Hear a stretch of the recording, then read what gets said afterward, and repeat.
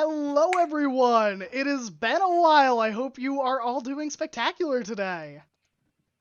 Today, we are once again resuming Shards of Anarion, our 5e D&D homebrew campaign, featuring this lovely cast of adventurers. Look at them. They're so pumped. But, how about they introduce themselves? Because I'm sure you are dying to know who they are. Dying. Who are we?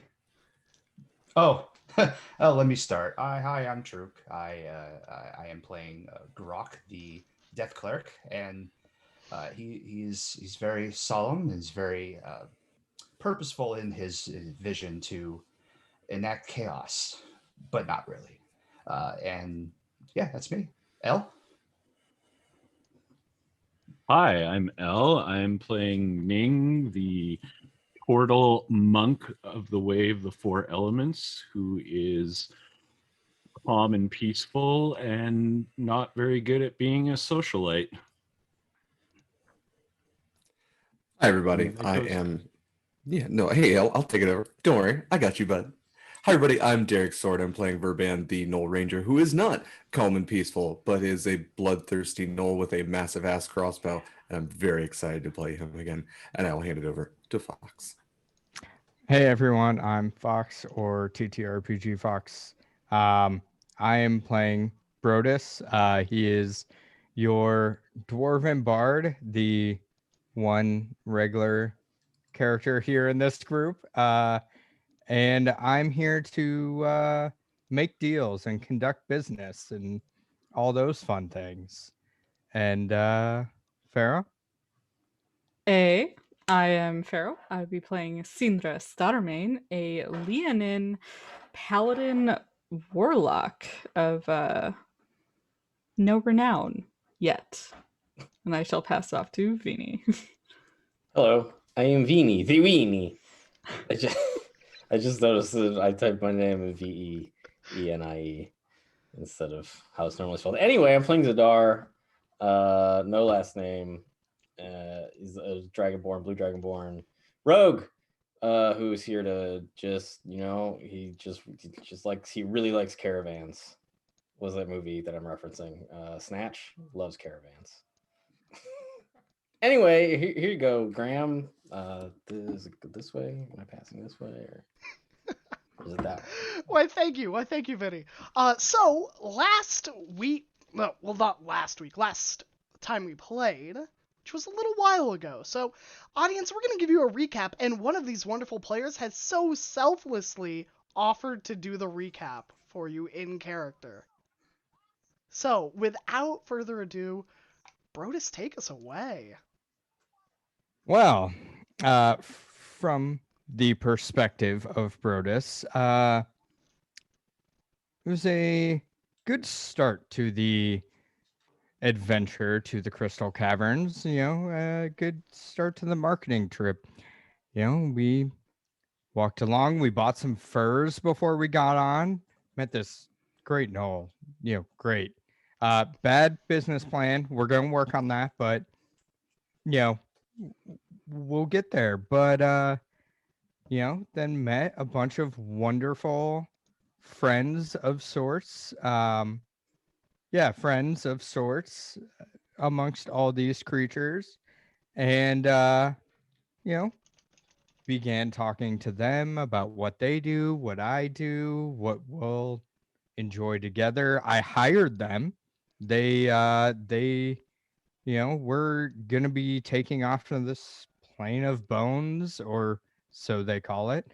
And me and my caravan is more important than most other things. So they're protecting my caravan.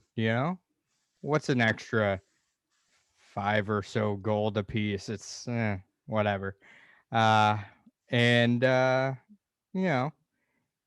get on the road and play some music. Everybody enjoys it. It was a wonderful time.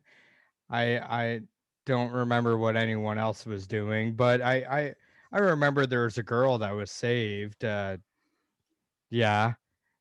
I mean, but it wasn't better than my music, so don't worry about that. And then everything stopped. And we heard screams and growls, and it was crazy. We killed a bunch of gnolls and giant hyenas. I've never seen a giant hyena.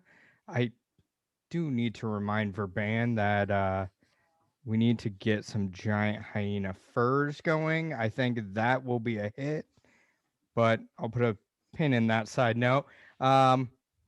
Business later.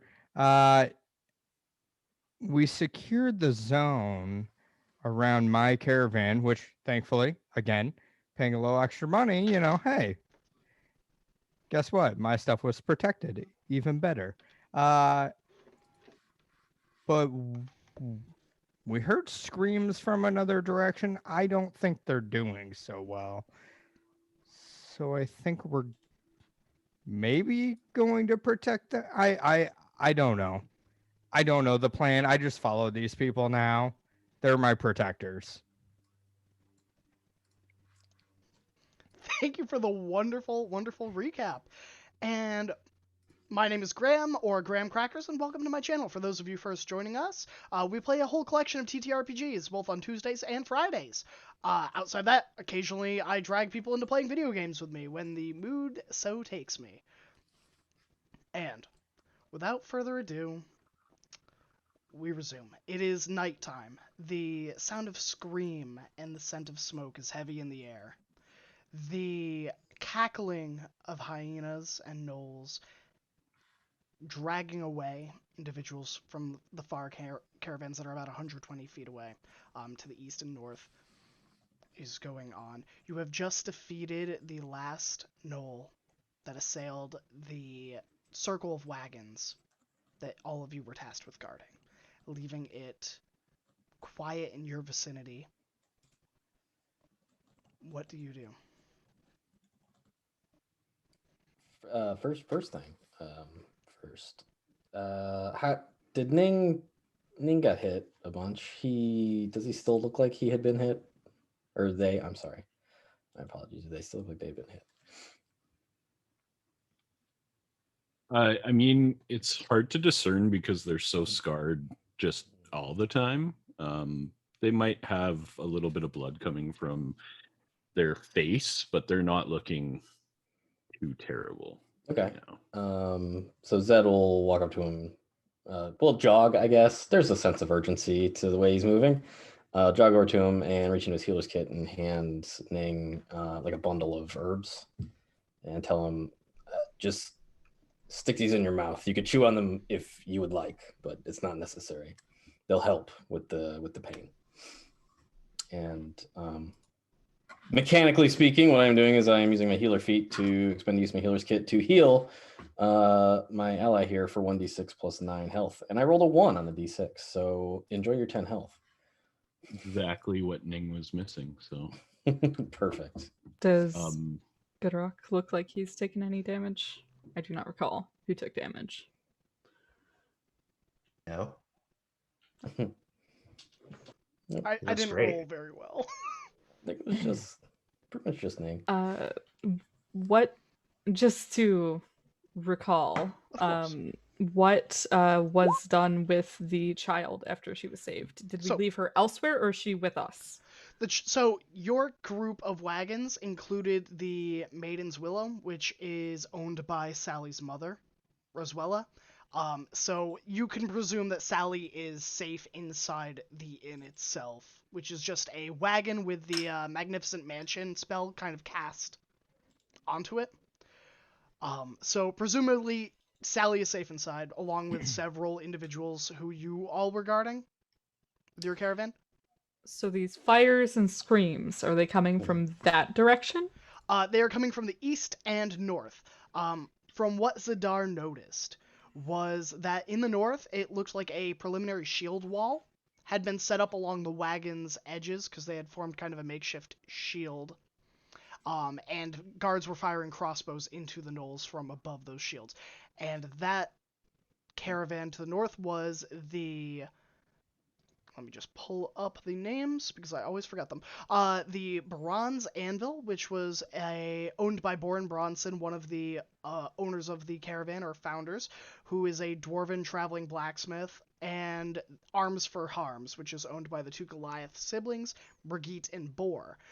It's a traveling weapon shop, and the two Goliaths act as the de facto quartermasters of most of the mercenaries. That one seemed to be holding its own for the moment. The one to the east, which is about 120 feet off, was the one you were primarily hearing screams, and there were a lot of individuals on the ground. And that was the Murgovers, Magnificent Goods, and the Annie Sewin, Annie Seeds and Sundries, which is owned by Annie Sewin, the High Elven proprietor who runs the... No, yeah, I'm right. It's been a long few weeks. Yeah, the herbologist shop is also on that side. Okay. Thank you. You're welcome. I would like to take off in a sprint in the Alright. direction of the screams, with no regard for anyone following me or... Okay. Well, without further ado, we're going to move on to a new map. Garak will follow.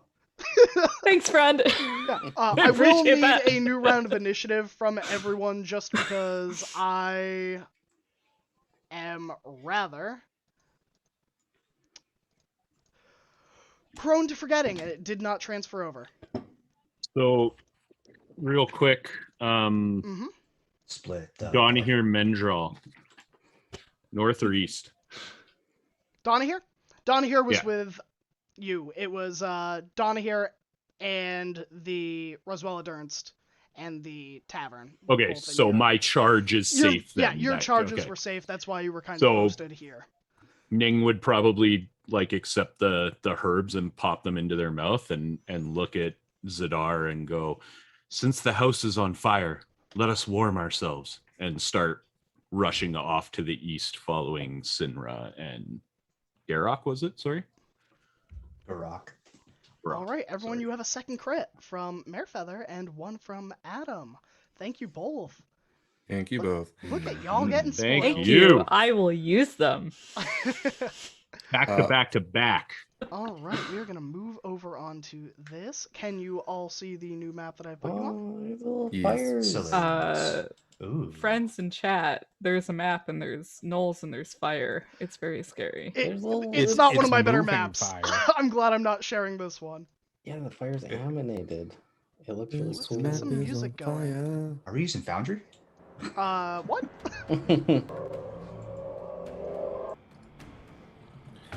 Yeah, Verban is Is in the a music too blood loud, frenzy Fred? right now. No, we can adjust it on our end. But, oh, you're also asking the audience. Yes, Yeah. audience, let us know if the music is too loud. See, I actually use Foundry, so I have no idea how to use Roll20. A so- gram crit? A gram crit? Thank you, Adam. How's the music, there chat? it is. I found it. I think it can go up a little bit, down a bit. Perfect. It could go down a tad. Okay, I will shift that down a slight. There we go. All right. The difference Sinra. between a tad and a smidge. I don't know. I actually have a spoon set for that So do in the I. kitchen for a pinch of tad and a Could smidge. go down Yeah. probably lowest. I'm so impressed.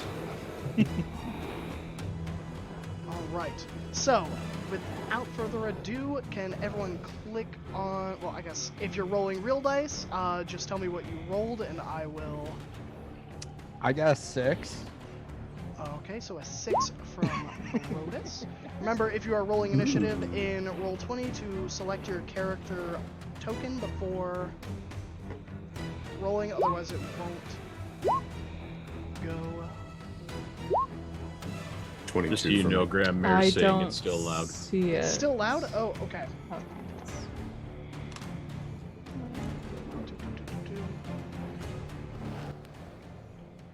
Ning rolled a 21 for initiative. Not surprising. They're only plus 8. Oh my gosh. Then I feel a lot better about my dirty 20 with a plus 2.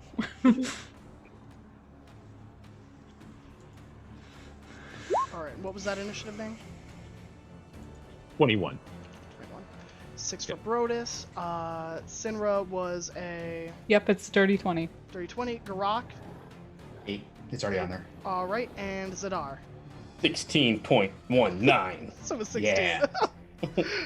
Tiebreaker. And Verban. 23. 23. Alright. All right, Verban. I see you. Yeah, it was a 19 plus 3. Sorry, it was 22. I apologize, it was 22. But yeah, 19 plus 3. Sound is good now, Graham. Huh? Sound is good now. Oh, wonderful. I'm glad. I aim to please. Right, let's roll some initiative for some gnolls, shall we? I aim for Knowles.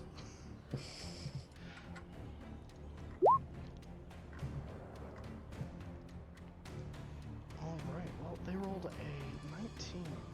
So, the Right. start of the order, it is going to be Verban with Ning on deck. And on this battle map, it is 10 feet per tile. Interesting. So you are about 120 front line. You can move yourselves however you want to be in that little area. But you are about 130 feet There we are. Down there. from the nearest one. Convenient. So was I at the front, though? Yes. So should I be, you like, and, yeah, you there? and Garak can be at the front. Okay.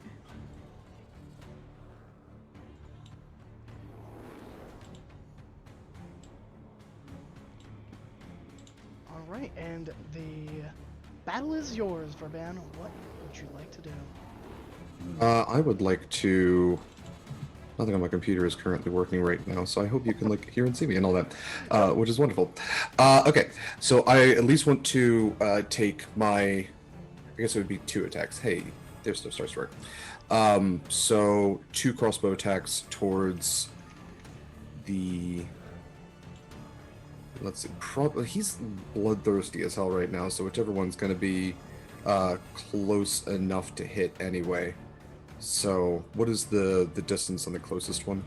Closest one to you is 120 feet. Okay.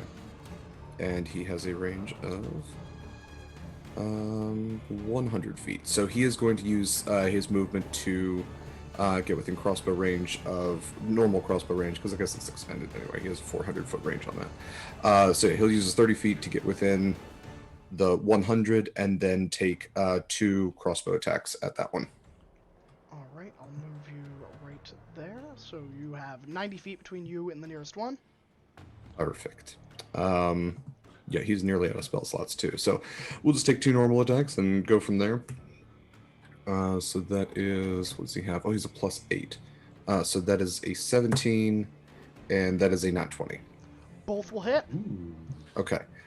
So it's going to be 2d10. I guess one of the d10 will be doubled. So it's 10, 13 plus 6, so 19 points of piercing damage. Alright. And you said the squares are 10 feet, so it's not within 5 feet of anything else. No. So I think that's all he's got. Yeah, because the reloads would be the bonus actions. So yeah, so that is all he has for his turn. Alright. Ning, you are up. Sinra on deck.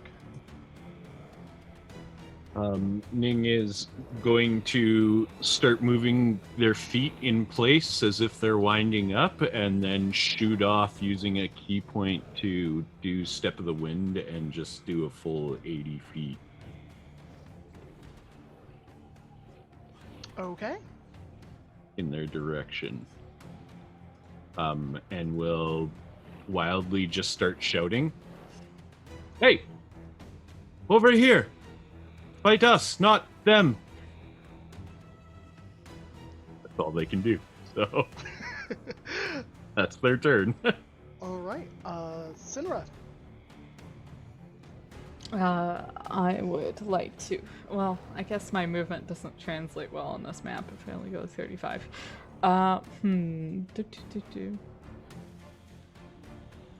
Hmm. Ah, heck it all. I will sprint 70. Why not? That was 70, right? Oh, no, one more. And kind of. Was that 70? That's 70. Okay. Kind of flourish my double-bladed scimitar. But I think that's all I've got too, because that was my action. All right, that brings us to the Gnoll's turn. 4 of the Gnolls are currently wielding longbows, and they turn around at Ning's provocation to fight you rather than fighting the innocents. 1 is going to take a shot at Syndra, 1 is going to take a shot at Ning, 1 is going to take a shot at Verban, and 1 is going to take a shot at Zidar.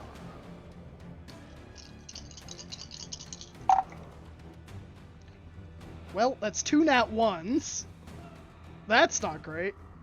And a 5 and a 4. Their arrows all go wide. Oh no! No! Team Rocket, what are you doing?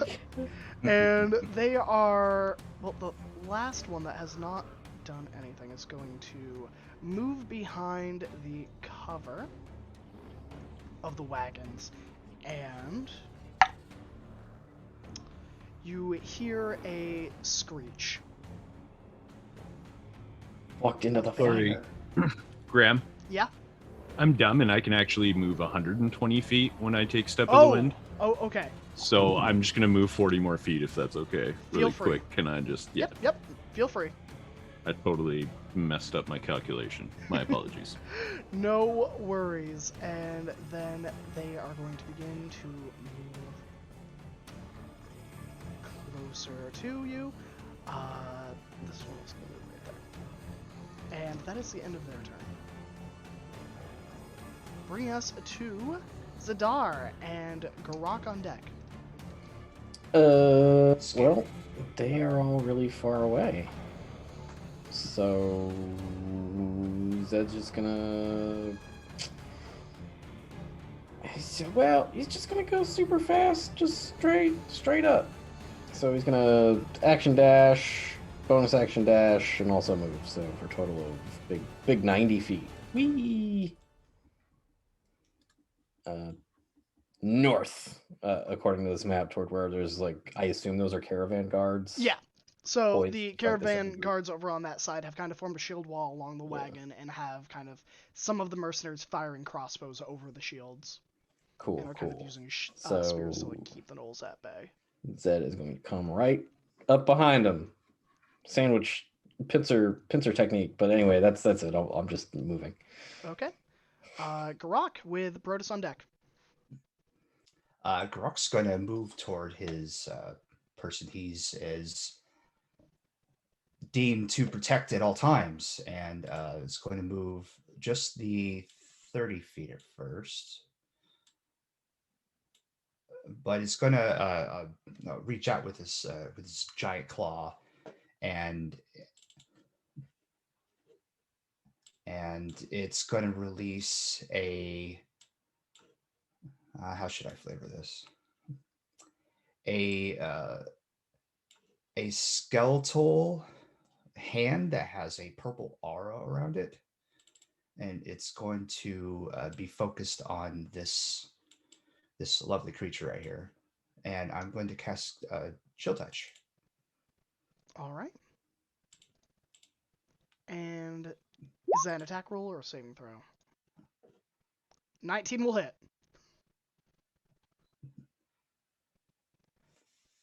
That was weird. And then 9 necrotic is what they take. All right. And he shouts out to the group, said, don't spread too thin. Concentrate the attack on the group. And that ends my turn. All right. Brodus. Brodus saying all these people he paid to protect his caravan all go running away. It's just like, but I paid you. Fine. And he's just going to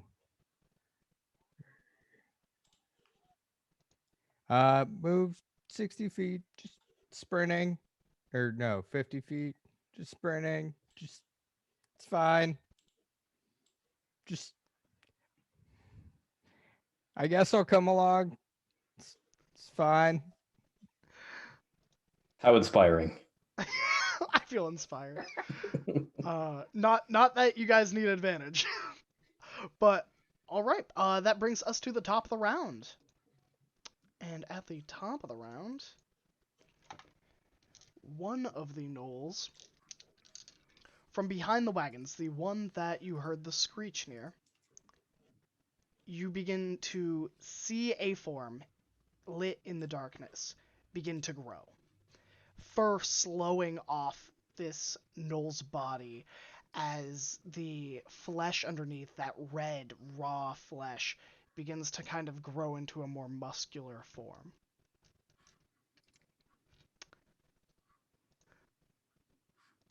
And that brings us to Verban. Creepy.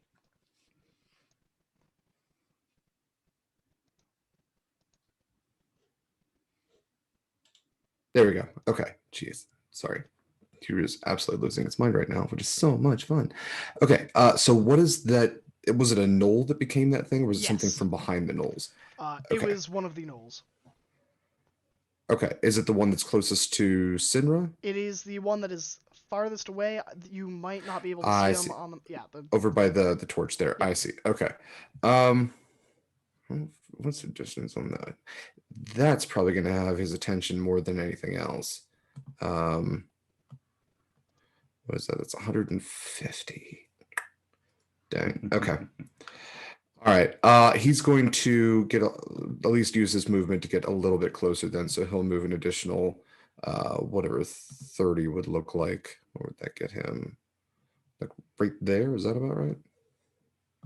Looks about right. It's hard to see the squares from how far zoomed out I am. Let me zoom in a little bit. There we go. Okay.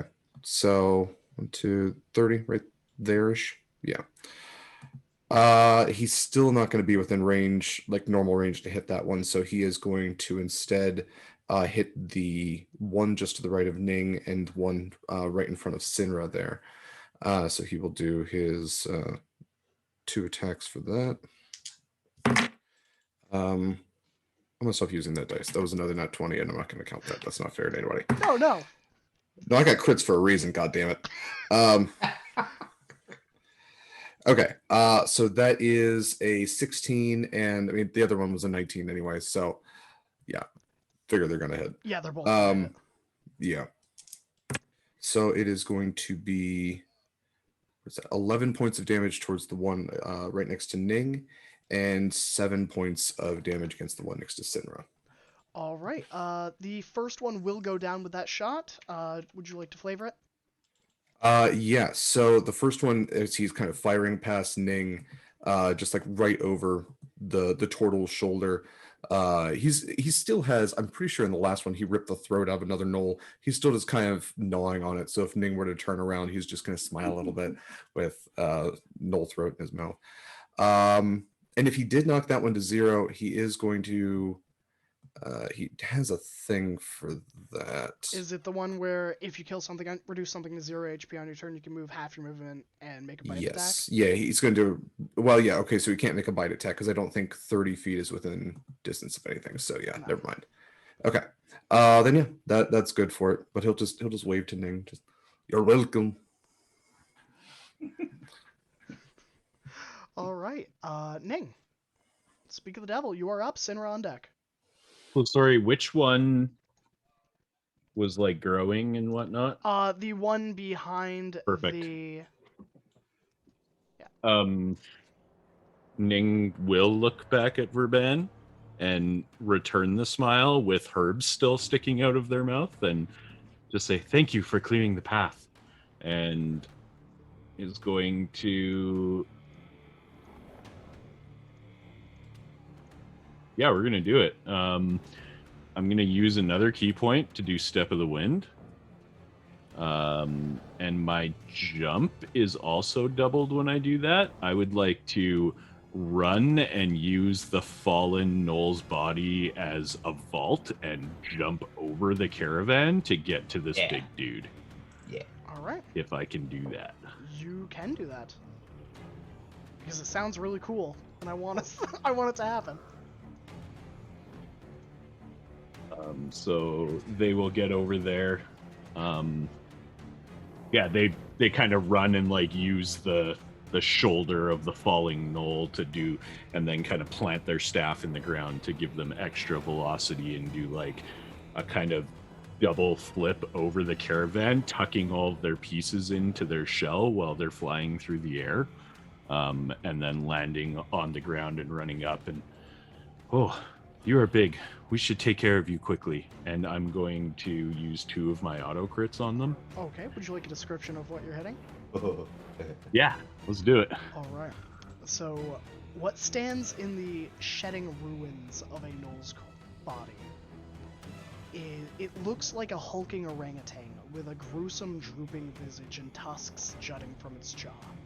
It stands about just under 8 feet tall, and it has broad shoulders and weighs what you would guess around 650 pounds. And it is decorated with grisly trophies. You can see severed heads from some of the caravan guards just hung by hair strands over their body.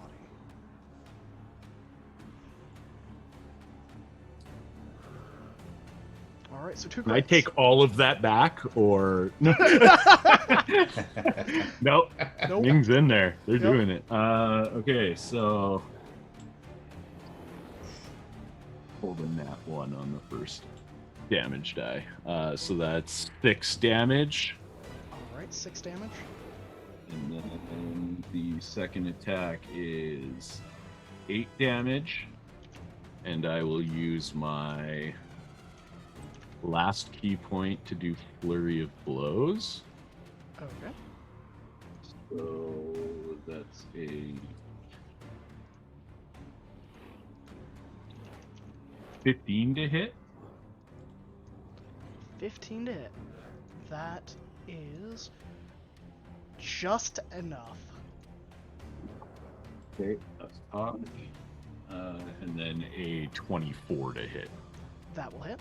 So then the third attack does, of course, now I roll the 6, 10 damage, All right. and then another 9 damage. All right.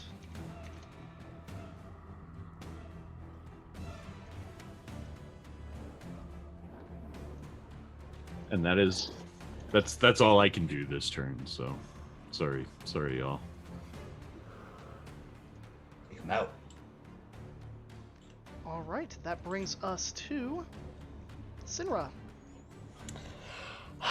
Well, I suppose she had been interested in this one in front of her, but it's getting pelted with crossbow bolts, and it's a lot less interesting than whatever Ning has just charged at. So... Oh no. Although she looked initially like she was going to intercept this one in front of her, she's just gonna barrel straight past it. As I'm passing it, I would like to roar in its face, because I can do that as a bonus action.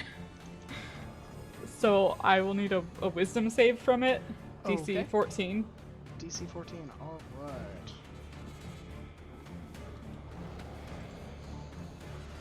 Let's see. Does Roll20 love me tonight? 17.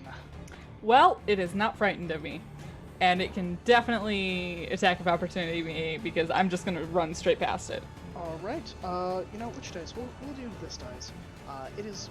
Actually, I don't think it can. It has a longbow equipped currently. Oh. Because they took longbow Well, shots last turn. It, But they do have a bite action, so I think I can still bite you. Yeah. So that is not going to be enough. That is a 9 plus a 4 for a total of 13. I slam it with my shoulder as I just run past it. And I would like to, using my full movement speed, get to the top of that wagon over there. All right. Yeah, feel free. And kind of stare down whatever is happening on the other side. Yeah. You see this giant ape creature. It's reddish purple flesh, bruised, and I almost want to say like smoke from like the heat generated just from the force of the punch. All right. I look really cool in the light of the fires, and I will pass my turn. All right, that brings us to the Knoll's turn. Dun dun dun dun. Dun dun dun. One of the Knoll can get to you. Okay, so one of the Knolls is going to see you climbing up there, and with their spear, they're going to attempt to stab you. And being the wonderful, wonderful, nice DM I am going to use a crit. I would like to use my item that I have and clench my amulet that I'm wearing and turn your crit into not a crit. Okay. I can do that. I guess then I just have to roll. Because it was a chat-inspired crit. You've activated my trap card. Alright, does a 19 hit? It does. Alright. I don't even know what... Oh, gosh, you'd think I would know what the spears do, but I never use them. That is my 6 reaction. Plus 2, okay. Alright, you take 5 piercing damage. Okay. As this Knoll kind of jabs at your legs, trying to kind of use the spear point to pry you off. The other 2 Knolls are going to back up and fire their longbows again. One at Garok, one at Verban. Denied. A 11 to hit Garok and a 14 to hit Verban. Nope. It. Doesn't hit. You are Does. bad at this. Yep, that's what I thought. Yep. The Knolls over to the north. I don't think they would have noticed Zadar, as Zadar has not said anything or taken any actions. And they are currently focused on... Wow, now my rolls are good. Okay.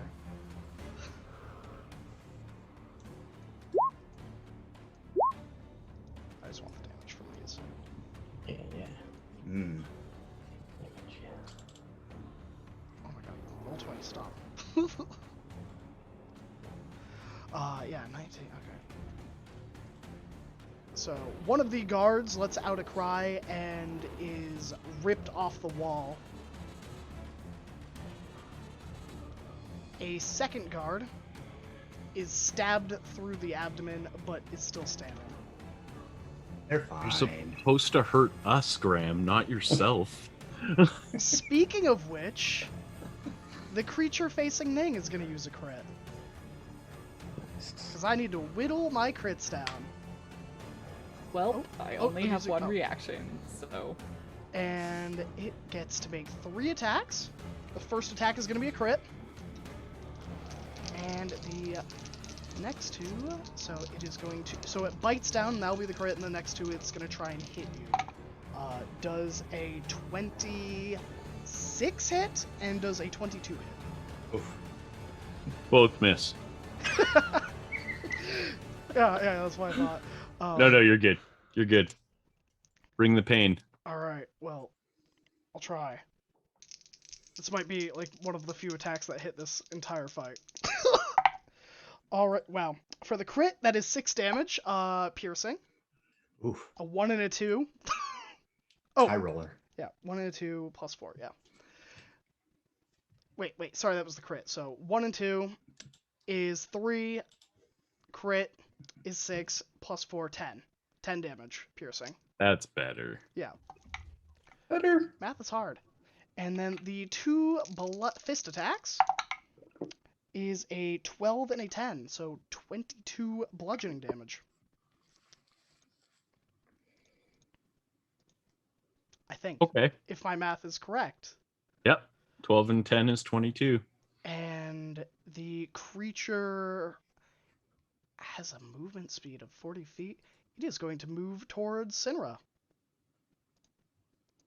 And is going to try and get in between the two of you. How tall is the wagon that I'm standing on? Tall enough to get poked by spears. I would say probably like 4 feet off the ground. Like, heightened wagon. Okay, 4 feet off the ground, and then like another Yeah. like 7-8 feet or something. Yeah. So, Okay, cool. so within So I'm taller than this knoll, is what I'm asking. the creature that just hit Ning. Yeah. Yeah, it's about 8 feet tall. Okay, got it. So it could probably reach your legs because it has 5 feet reach. Yeah. But that is it for their turn, which brings us to Zadar.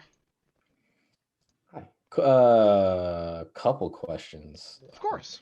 So these guards, are they just like they're just chilling? Like, are they? I They mean, have been they're making trying attacks. not to die. But okay, I just want to make sure. Yeah. No. They have been making attacks off screen. Cool. And did these gnolls that are closest to Zadar on the map here, did they have to get within 5 feet of the still living guard? Maybe? Yeah, they do. Awesome. So then, how far away are they? Actually, are they large? I just noticed that. No, they are supposed to be medium. Okay. I made them large so it was easier to know, like, because the 10 feet tiles that you could hit them. Gotcha. Okie doke. Okay, so is that their size keeps changing. I know, I'm sorry. It's okay. So is that an accurate representation of where they are on the map? Yeah. Supposed to be. Generally speaking, yeah. They were throwing their spears, not... Okay, so they're not. They don't. I'm trying to get a sneak attack off, and I'm wondering if I have you to can- hide first. Okay. Yeah, So I are they- would say one of them is probably, like, right there, one is probably right here, because the one that killed and got the crit was a spear throw. Okay. Another one was Cool. just a spear hit, so it doesn't really matter, they have the same bonus. Got it. 2, 3.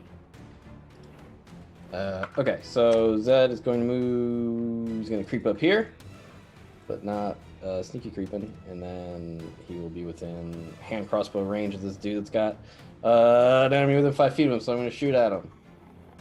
Let's do so. And I'm going to use one of those 2 auto crits. Hey. Alright.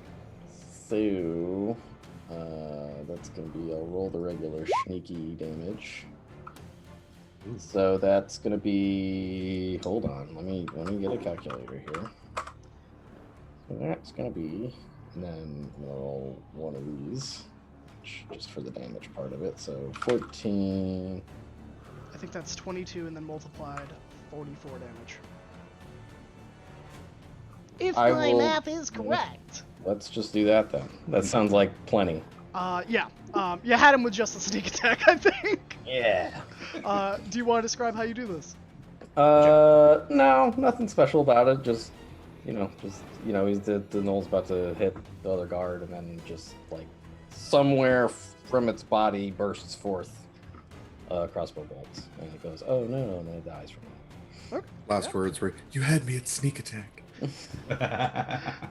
And then he is going to bonus action, cunning, be very cunning, and dash 30 feet away, and start reloading. The end.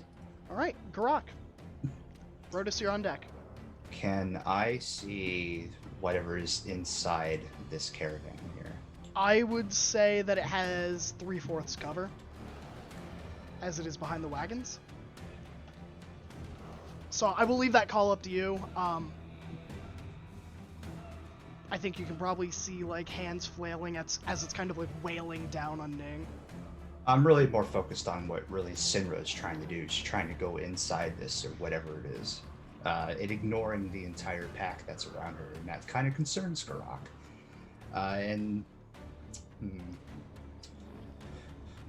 What to do? Well, he's going to move forward regardless. He's going to move up his 30. That takes over there. And decisions. Yeah. I think I'm gonna have to use a crit on this, just because it's fun. Whatever's being focused, because he saw Ning run over there as well. Something's in there causing a major ruckus that is forcing them to ignore the others, and he is going to focus a guiding bolt at what's inside as a crit. I'll take one of mine. And I'll put the description in there. Alright. Guiding Bolt? Guiding Bolt is an attack roll, right? Not a spell save. Yes. Okay. And that was a nat 20. What is your total for the attack? It'd be a 27. A 27. Yeah, that'll hit. And you just want me to just roll the 8d6 that I'll hit? Yes, please. Like You know, ball damage Why for can't I first hold all level these 4. dice? Ah. 24. 24 Radiance. damage. And everything that attacks the next turn has advantage on it. So there's going to be it's going to be very uncharacteristic of him. Especially Sinra has seen this before, at least just once. And this radiant aura, he kind of just slaps his shield again and just thrusts not purple dark energy, just bright energy, and it just sends it straight through the intertwinings of the caravan and hits whatever they are focused on, because it's apparently more dangerous than the nobles around him. And he calls out, "This better be worth it." And that ends my turn. Alright. Brodus. All right. Well, Rose is just gonna keep running forward, being like huffing and puffing almost, because he doesn't run ever. There's no reason for him to ever run, but being like, why so fast? Why? And let me double check my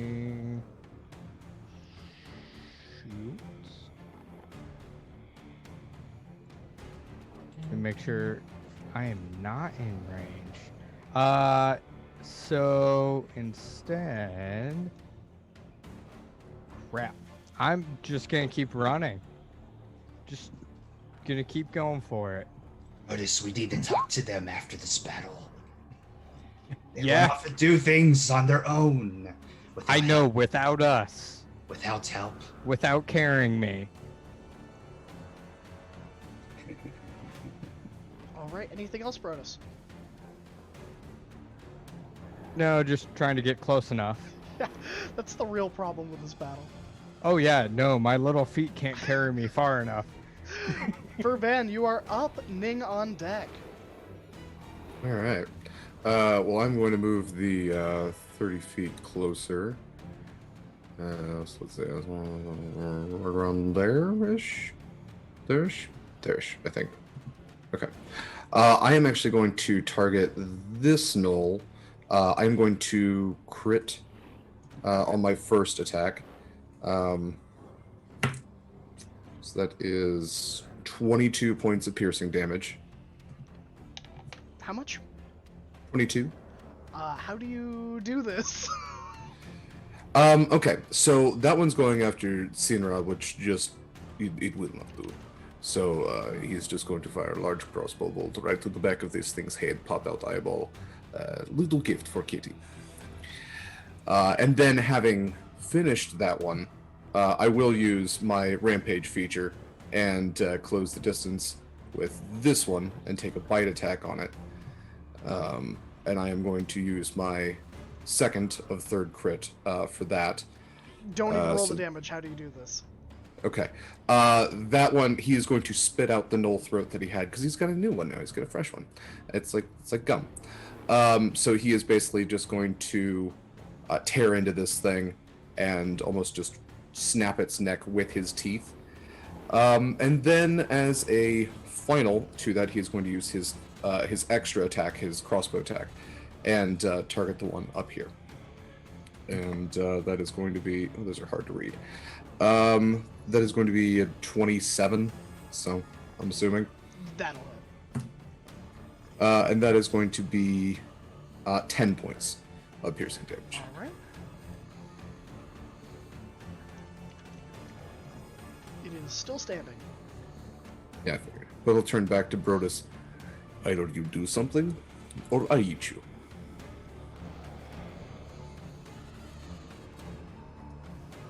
This one's my first turn. Don't listen to him. Don't listen to him. He won't do it. Nick is up. So- Sinra on deck. Ning hasn't been rocked like that in a long time. And as this creature moves past, Ning kind of follows and like shakily looks at him and says, a bulldog can whip a skunk, but sometimes it's not worth it. And I'm going to use both of my remaining crits on it. All right, both will hit. I use a crit, I roll a what? Actually, sorry, I'm only going to use one crit because I had advantage on the first attack Okay. because of the guiding bolt. Yep. Actually, and I rolled a nat 20, so. Oh, Yay. oh boy. Okay, so the first one is going to be 7 damage. Okay, and then multiplied? Because the Oh crit? no, that is multiplied. Okay. That is multiplied. Okay. Yeah. Ning can attack a lot, but they can't do a ton of damage. And then the second one is going to be 9 damage. This thing is barely hanging on as your fists find purchase in its rubbery exterior. And that is Ning's turn. All right, Sinra. Well, I guess I'm just gonna kill steal this then. I mean, all the better to keep Ning alive. 6 HP, do it. Given that it is so close, I will just take a nice running leap off of this wagon and bring my double-bladed scimitar down, kind of slicing down its front, trying to disembowel it as I use one of my 3 crits from chat. Don't So- even roll damage, just describe what Well, I did happens. anyway. And it is 33 for the record. Yep. Ah, yes, I see. Well, 30 damage goes over the 0, so negative 30 HP? Sounds good to me. Ugh, So proud of you.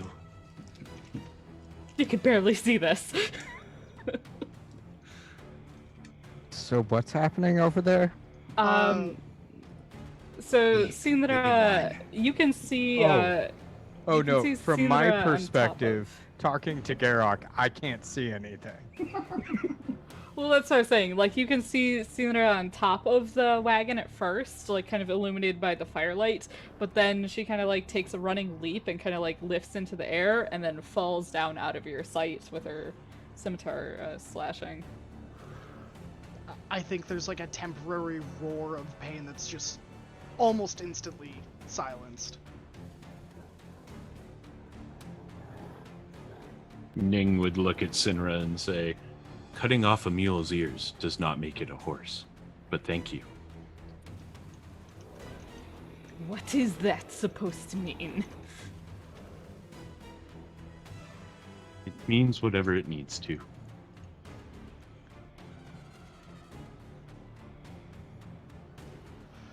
She like drops a section of disemboweled organ and stares at you, confused. I don't think I can do anything else. Okay. Oh wait, no, I have movement. So I will back away from Ning, bemused. Mm-hmm. And I guess just climb back onto the wagon. Sure. Okay, so I'll just end the turn where I started. All Okay. right. That's it. The Much bloodier than I last was. Knoll over here is going to make contact with Verban and attempt to hit them with their spear, taking it in two hands and kind of swinging down with this serrated, jagged mix of bone and flint. Does a 12 hit? It does not. All right. Man, sure is unfortunate they don't have multi-attack. It really is. I'm going to kill you. I think it's do Knolls have their own language? Hey, that's a good question. I should know that. They do. They do. Oh, yeah. In Knoll, it spits out. Bone traitor will gnaw on your flesh. No. Not if you're going to swing like that, little puppy. The last one near Zadar. Zadar, you watch as this one goes back towards the guard that injured previously, moving forward, and it attempts to make a spear thrust at this injured guard. And as soon as it kind of thrusts, you know, maybe I'm gonna switch out all these dice. The guard kind of panics and like slams the shield down, blocking the hit, but tries to like get a riposte and just misses. It's all good. That brings it to your turn. Cool. Sick distraction, bro, is what Zadar would say if he was a completely different person. And as he moves up with his reloaded crossbow and fires another shot at this dude, and I'll use my last crit to just go ham. And I'll just do that, and we're just doubling whatever I rolled. Is that how we're doing it? Yeah. Okay. So that would be 22 You do it. damage. How do you do this? Same as the last one, just another chest burster, alien style.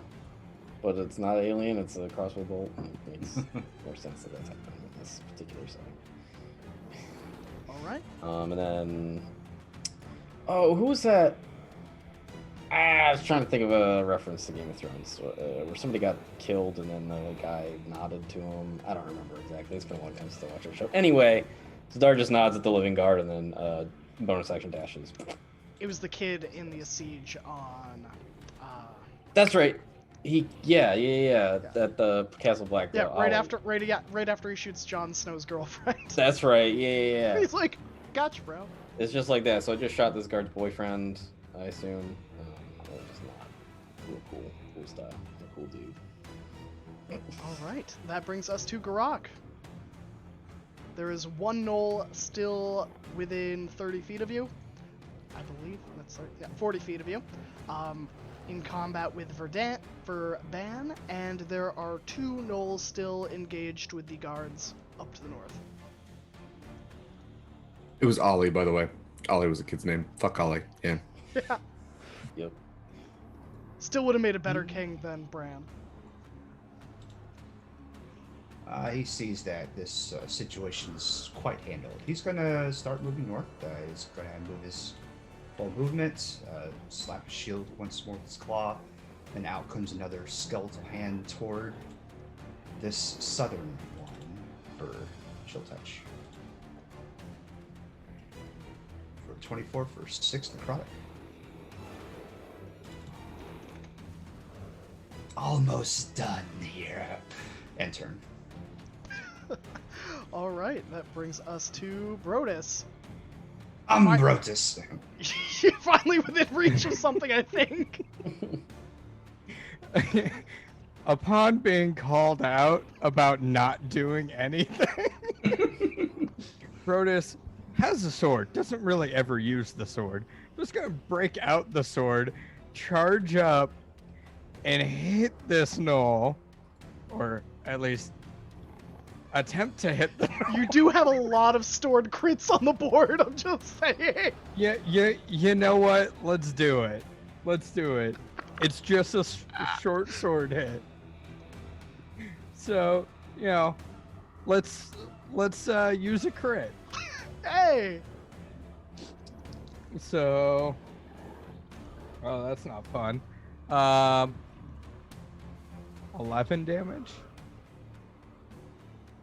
Make me a case for 1 extra damage. Can I try to assist? Can I try to grapple this thing since it's my turn next? No.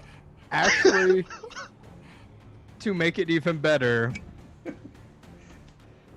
I'm going to take the 11 damage, and as a bonus, turn to Verpan and be like, "We got this, right?"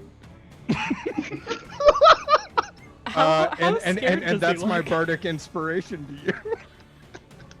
How scared does he look charging at this thing? Not scary at all. Like, you are seeing him running with this thing, but not actually knowing how to use it at all. So it's kind of flopping all over the place.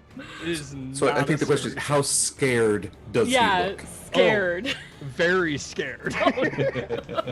Like, sweat is dripping, not from just running, mostly from just running, but also very scared. So how much is the inspiration? Your bardic inspiration now. It's D8. 1d8. Nice. Okay. Thank you. Yes, we've got this. I can smell the pee in your pants, but I will not tell anyone.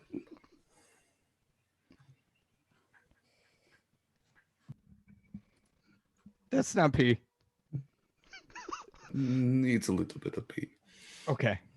My pee. Just a little. Verban, you are up. Okay. So what 1 point of damage? Yeah. I think I can do that. He is just going to punch this gnoll. I will just. This is the moment where my bad rolls shift to the party. No, it's not, unfortunately. Oh, no. Because I have a +7 unarmed strikes and that was a 13. It's a 20. Yeah. How spare or slay? No, definitely slaying. And I think what he's doing is he's going to kind of just grab the gnoll by the throat and just kind of twist it around and force it down to its knees in front of Brodus. This is your chance, little man. Go ahead and take your shot. And finish your food. And Bros is just gonna punch it. I'm proud of you. You did very good, little P-man. Thank you. Now, was it already dead when you held it down for him? And he Yes. This absolutely was. Yeah. All right. Just wanted to make that clear. It's just like, when you have a kid and you want them to feel confident about themselves, but yeah. Okay. And then since there's still 2 gnolls left? Mm-hmm. Yeah. Okay. What is the distance on them? It's 110 feet to the nearest one. 110. Okay. So since he's finished that one, he is going to use his movement to close a little bit of the distance. So 10, 20, 30. And he will take his extra attack against the closest one there. That is a 21, I think, because there's a +8. Yep, that'll hit. Yeah. Okay. And that is 12 points of piercing damage. It is still standing. Actually, can I use bardic inspiration for damage? Is that how it works? I've rarely used. No. Okay. Only attack rolls I'll or sit. saving throws, I believe, or skill checks. Okay. Unless you're Valor Bard. Cool. Then that's what I got. All right, Ning. Followed by Sinra. Ning kind of looks at the corpse and kind of looks around and sees there's two more, and I'm so sleepy, and is going to like jump up on the part in front of him and leap off and do his 80 feet of mad dashery towards the last two. All right. And that is their turn. Sinra. All right. Assessing the battlefield, she will drag one of her javelins off of her back and kind of turn and dig her claws into the top of this wagon as she takes a nice running leap over the fire at this side of it and kind of like comes down to the ground over here-ish, and I will use another crit on the javelin throw towards whatever one was already damaged. Okay. For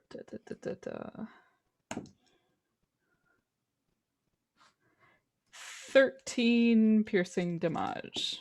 Your javelin makes this knoll a gone, I guess. That's not even funny.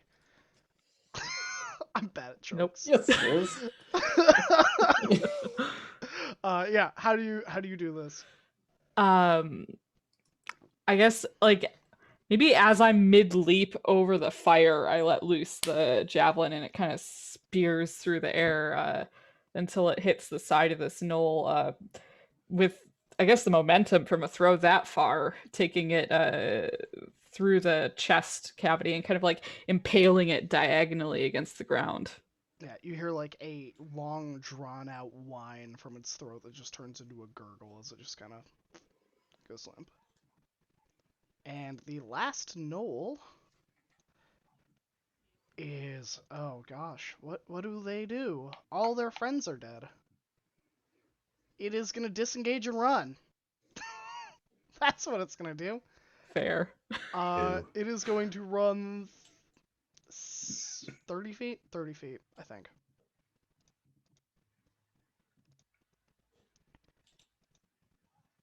Yeah, it is gonna run 30 feet away. Up north. Trying to get out of combat.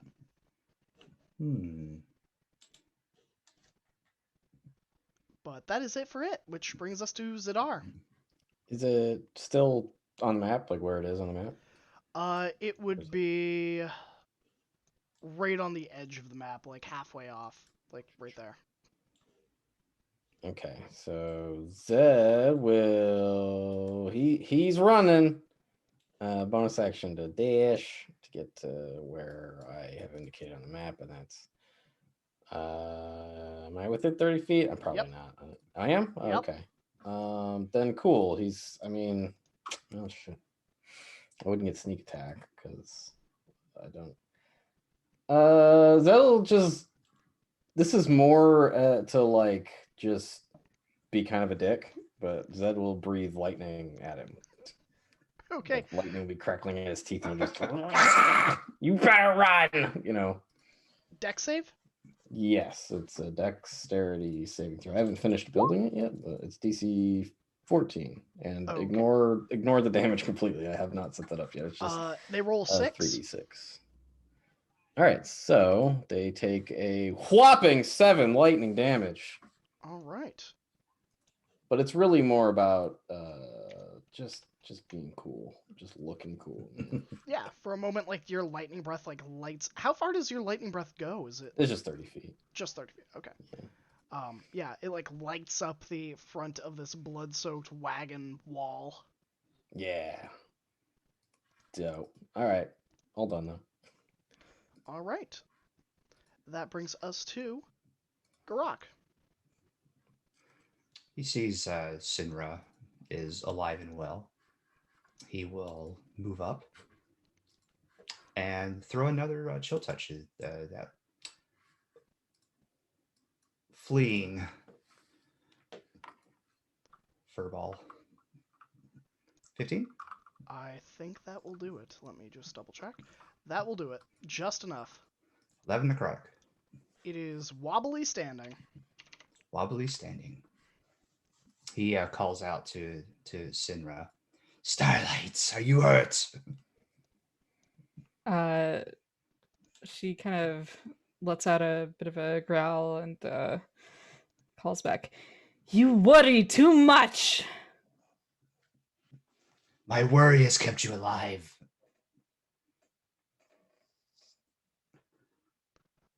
All right, Brodus, I'm it's up hurt. to you. Brodus is gonna take a breather. He's gonna kind of come up next to for Ban, take a breather and be like, "Man, I got my first kill today." I'm very proud of you. Did you want to try shooting giant crossbow? No. Okay. Next time. And then he kind of shouts out and goes, "Ding, you got this one. Go for it." Here's no response, but inspires him to go kill him. Garok, did I you have will a do bonus my action? best. I do. Did you want to use that for like a healing word or anything? I know. Okay. He has Just wanted reasons. to double check. He has reasons. Just wanted to double check. I thought about it, but he has reasons. For Van. All right, yeah, leave no null standing. Okay, move another 30. And then, yeah, 2 attacks against the fleeing null. So that is a 24 and an 18. Don't even roll the damage. There's no possible way this Knoll is going to survive Okay. with its 4 HP. Then yeah, I think the first crossbow bolt's gonna catch it like in the base of the spine, just try to hobble it, and the next one is just gonna pop right it through the back of its head, through its mouth. Yeah, it goes limp and just like slides in the sand a few feet. It's a good feeling. Yes. Okay, everybody, good job. Round of applause for everyone. Ning will look back at Verban. The small furry child said that I should kill that one. Oh, the small hairy p-boy, yes. He's very tired. He's okay. We get him naps soon. But That I can relate to. We get you all fixed up. Why don't you worry for that one? I gesture to Ning, who actually looks damaged. Does he? Oh yeah. He said himself he's all scarred up, so who can tell? Gonna have some fresh ones after this. Ning, do you need help? Wait, woozy. I think I'll go to sleep now.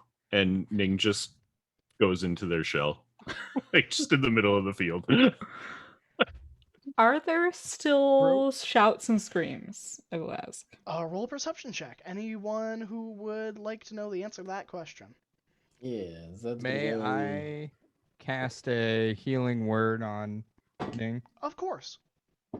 Ning, I'm gonna give it to you because I'm nice.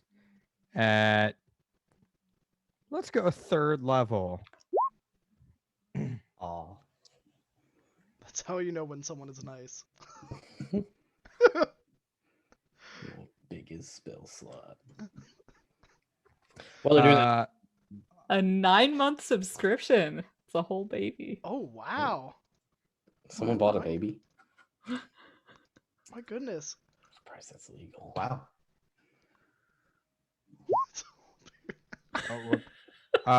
11 health. 11 for me. Sorry. Cool. So yeah, Dead's gonna climb up. He's gonna dig his claws into the side of the caravan and just leap up to the top of the thing and check on the other thing with a big fat 24 perception. And I got a 15 for perception. All right. I got a 31. Yeah, well, Ning. Why do I even have any of you roll anything? Hey, I hold will on. roll at this point. I'll just pick up my javelin while the people with the 31 perception do their I thing. just want to point out, in that combat alone, I rolled 7 nat ones. I am so upset right now. Ning Uh, popped their head out and smiled at Brodus for healing them, and then rolled a 1 on their perception. So they just put their head back in their shell, and you see little cartoon Z's coming out of the shell now. Verban, Mine doesn't matter. I don't beat a 31. Yeah, Verban, Zadar, Sinra, anyone that rolled above a 10. The hyena cackling has largely stopped. The night is quiet, albeit there is still the crying and injured screams and, tortured sobs of those that have lost loved ones in the stack, as well as those who are close to death's door. They're coming from the caravan that the group of you went to first. A individual has stepped out of one of the wagons. It is Murgover, uninjured. In the other wagon, where you heard that pained screech by the weird, fiendish ape creature, Anisewin lies dead and crushed against the wall of the herbalism shop. And it looks as if the gnolls have been beaten back, for at least tonight. There are injured to be tended to, but the night is yours. Can you not chill these flames, Garok?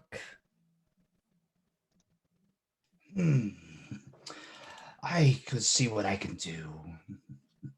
And he starts to walk it around and just really starts patting him down. I thought you had magics for this. Not today. Can't do anything at the moment. If I find anyone that is dying, I will try to spare the dying them. Sure. To make them stable. So if this person is thoroughly crushed and very dead, then obviously I can't. Roll me a But if there's medicine check. okay.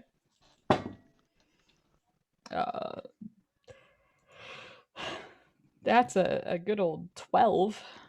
Good old 12.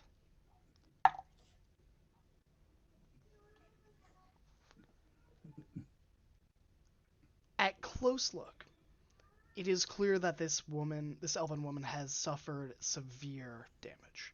Her lungs are pierced, her ribs broken, several fractures with bones. But something within you, kind of a nagging doubt, urges your magic forth from your fingers. And you see a single breath pulled out of the corpse, or what you presumed was the corpse, as a labored breath begins. They are still in very critical condition, however, they have not died. Alright, so pushing in here as I guess Garak is out there with patting down the flames, and she kind of kneels down next to what she initially assumed to be a corpse, and then kind of startled, shoves what magic she can into the woman to try and stabilize her. But this is clearly beyond whatever capacity she has as a healer, which is minimal. So she kind of jolts back and looks around and starts calling out, Garruk! Garruk! He follows. He goes in. Yes, Starlight. She isn't dead. Ah, yes, she's not. Let me heal her, and he'll cast healing word level 1. What does your healing word look like? Mm, that it's not pretty. It is really not pretty. He as he does a quick hand gesture and incantation. It looks as though this menacing white mixed with black as it just slowly creeps across the air. The It kind of just covers the entire person's body, and it looks just like it's tearing through their skin, but it actually doesn't hurt them. But it just looks gruesome. But she does get healed for 6. Yeah. The labored breathing that was rattling out of her chest eases a bit. She is still very much injured, but you have saved her from death this night. It was not her time. It might have been. No concern, Starlight. We are here for purpose. She cannot remain here, not alone. Let's bring her elsewhere then, away from the fire. I will lift this elven woman in my arms. You can easily do so. I don't think she would put up any resistance. I think she is still, while stabilized, I would say is still unconscious, even with the healing. Pretty bad. Brodus, Verban, El, and Zadar, what are the 4 of you up to? Verban has no spells for healing and no personality for comforting. He is just going to start gathering up gnoll corpses and kind of piling them up a decent way away from the caravan. He's planning on burning them, and the smell of burning gnoll bodies is not a pleasant one.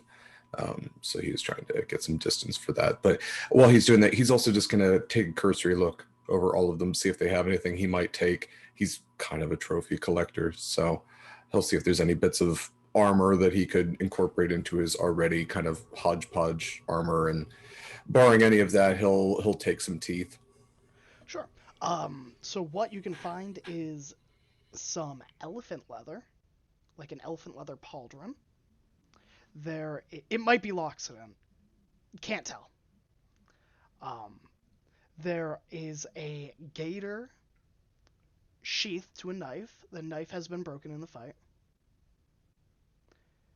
There is 2 bone earrings and 1 copper ring worth 20 copper.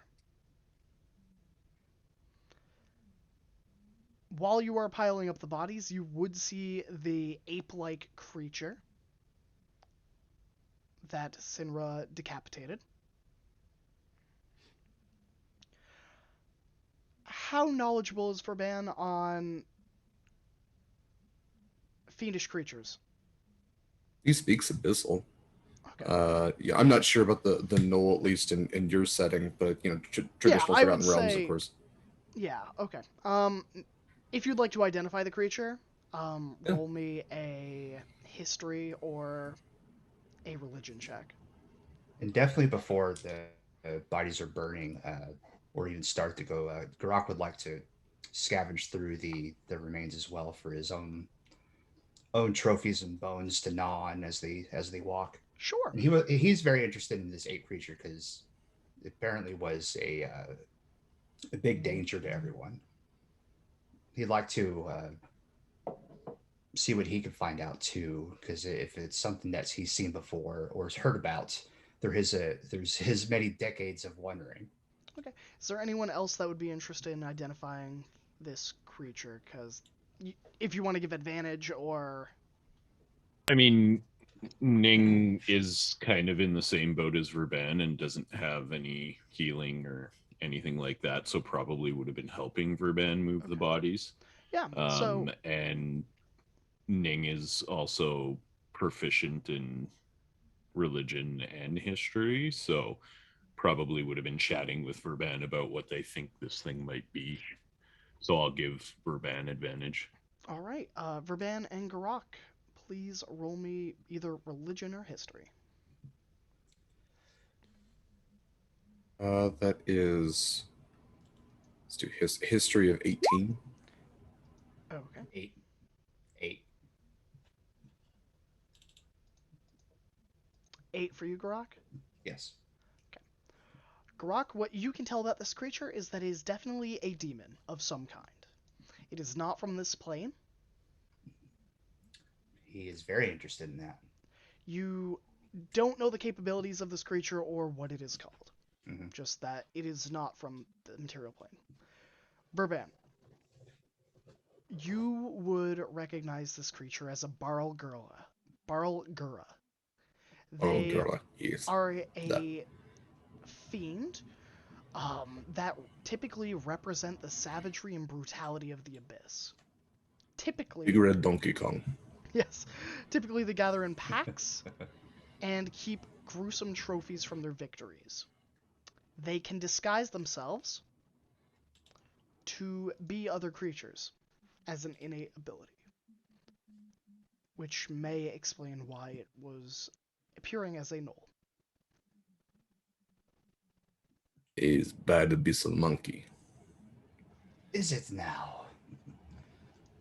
It's terrible. You They sure? can disguise themselves Mm, as other creatures. Yes, from time to time. Is that what it did? Very peculiar. Mm-hmm. I'm telling you, I have heard they taste mostly like sulfur, like rotten eggs, and rotten eggs can be good, but is not my favorite. Sure. I shall take your word for it. Jump on Big Red Demon Monkey. I'm not here to stop you. No, no. No is fine. Plenty around. I wonder if this thing burns. I don't Hmm? know. If it burns, I do not know if it burns. Sometimes demon things do not burn. There's really only one way to find out. Hmm. I will help you Okay. carry it to the pile. Thank you. I appreciate your help. Are you feeling better? You got the shit beat out of you. Nothing I'm not used to, if you can't tell. That is depressing.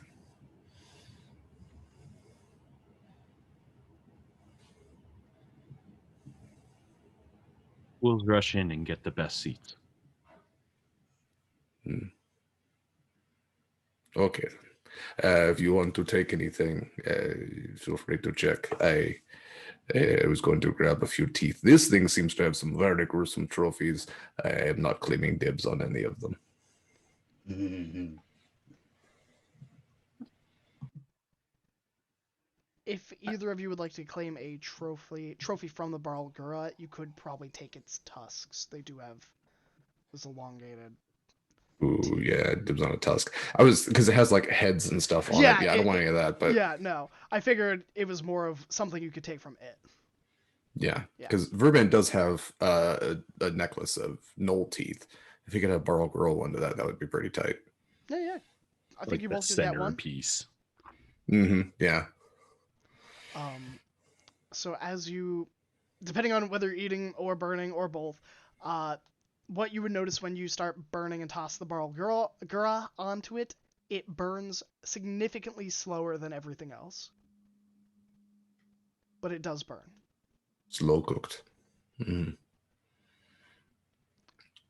I do want to single out the one that Brodus killed. I do want to take one of the major canines from it, and maybe take some time to make a necklace out of that, and give that to him. Okay. I would say it would probably take you like a day. Yeah. Yeah. Yeah. So I can give that to him next day. Zadar, anything from you?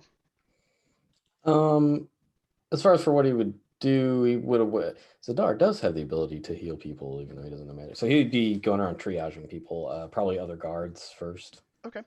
Just in case we get attacked again, we need them to be doing all right, and then help put out fire. Well, he probably help put out fires first. It seems like a big priority, and then triage other guards, and then regular, caravan people. Sure. Roll me a medicine check. Sure. 17. 17. All right. So, we'll just cover the most serious wound that you treat in the night, because there will be many. Yeah. One of the injuries you treat is Boar, the Goliath owner of Arms for Harms.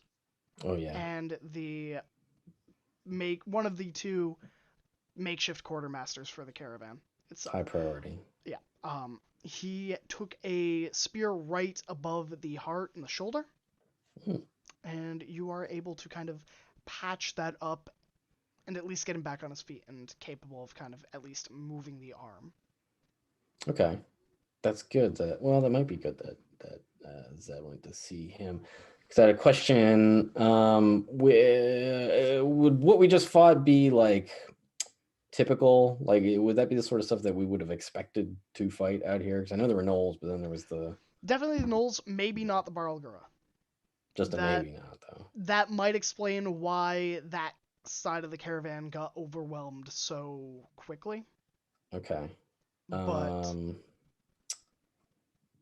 Zed would definitely share that information, like that we fought a thing that was like a big. It was a big. He overheard them talking about how it's some sort of fiend, big. What did he say? Monkey, something. Barlgura. Right. Now I was trying to remember what the way you described it, the way Verban described it was. It was like big red demon monkey. Demon monkey, yeah. So Zadar would have used that exact wordage when describing. Technically more of an ape than a monkey, because monkeys particularly have tails, but we are just mincing words at this point. Big red demon. All mammals look pretty much the same to me. So. Good. Well, I've never seen one of them in my experience, but I don't know how they'd have gotten it.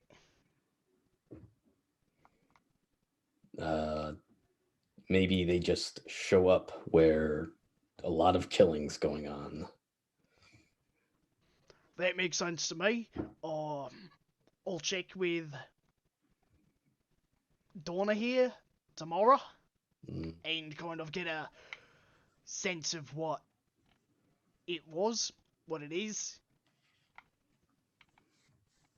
Good, This great, tech. And maybe a little bonus for dealing with these unforeseen threats, and also pulling a spear out of your shoulder. I mean, you've got me there. He'll slip you a gold. Now I have 2. So rich. But that's pretty much it for Zed. Okay. As far as special stuff goes, you need to catch back up with the rest of the group. Yeah, Make sure Brodus is okay, I guess, first. Oh, I'm just literally huffing and puffing, still catching my breath, taking down a few notes in my notebook. Good. But really just like, this is the most activity I've gotten in probably years. Yeah. So, are you hurt? Did anything touch you? No. And but I killed a thing. real good. You don't need to do that, and you don't have to prove anything to us. Just you need to stay alive. It's really, Verban told me I had to. you don't have to listen to him. He works for you. You know that. You're right. You're right. Yes. But what about your friend? Well, you all ran off so fast. I didn't get to Mhm. tell him what was going on. Mhm. He's probably still asleep. Oh, To be really? honest, Okay. heavy sleeper. Well, good for him. Out of curiosity, which one of you handles the payment more directly to me? Well, we got to get to the Crystal Caverns first. I know, but if this situation were to arise again, Well, me. Of course. I handle all the actual transactional money handling. mhm, I gotta keep it in simple words. Money handling. mhm. They're more on the contract negotiation side of things. You know, the two of us just work really well together. Zed will like smile, all teeth, all like jagged, yellowed, sharp teeth, and give him a little wink. That sounds like the right answer. That you're gonna come back to me for work? Yeah, of course. That'll just pat him on I'm the not shoulder. sure that was what he was saying. Does anyone know where I should bring this? And I gesture to the passed out. I mean, I don't gesture. I just kind of like vaguely shake the passed out elven woman laying across my arms. Is it The alive? inn? You Yes. could put it on fire. No. Oh, no. Oh. She is breathing. I would say the inn. There's beds there. No. Zed will, having set up like triage shit, he'll direct Sinra, sorry, to where the triaging was happening, just because that's where other people. Then she will bring the herbalist to the triage area. Yeah, you're quickly able to find it. You find Donna here, who is the elven individual who Ning works for, and a cleric as well, is kind of assisting the triaging, healing people with what meager magical abilities they have. But you're able to find a bed, find like a makeshift cot on a wagon. This Donna here, they're an elf as well? Yeah. Of a clerical sort? Yes. Okay, can I tell of what religion You they make partake? a religion check. I will give you this straight up. They have a amulet with a sun of silver. Okay, so what does I'm going to waste all my good rolls right now. What does a 19 plus 2 get me? 21.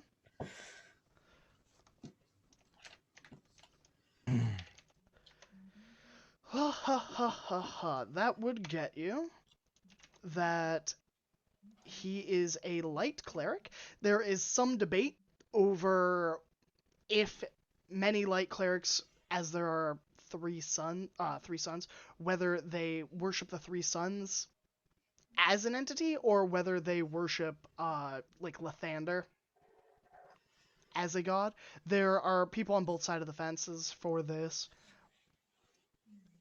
But some people affiliate Lathander with the three suns. Some people think the three suns are three entities within themselves. It's a coin toss. But what you can tell is they are, a cleric dedicated to the light and healing for the most part. Okay. Most likely neutral good deity.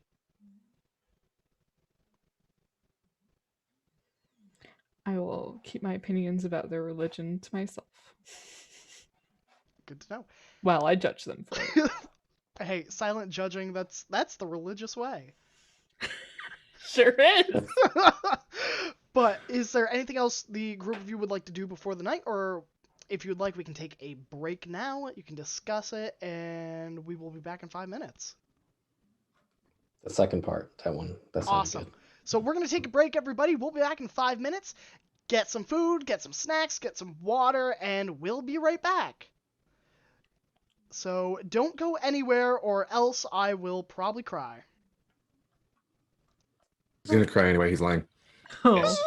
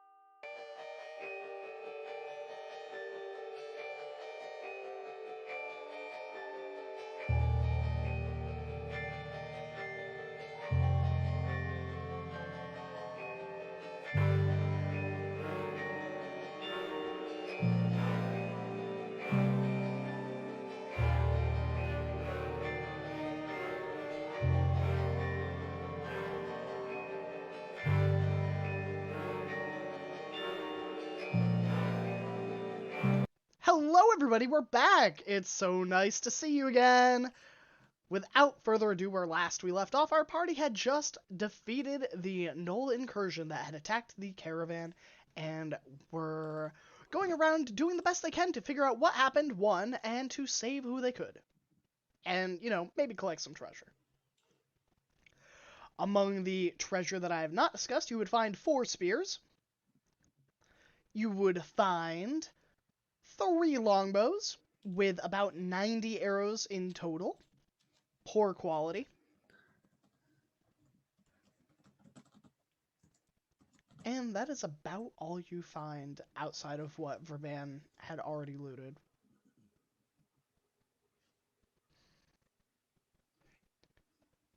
Is there anything else you would all do, or would you simply kind of go to the inn, rest?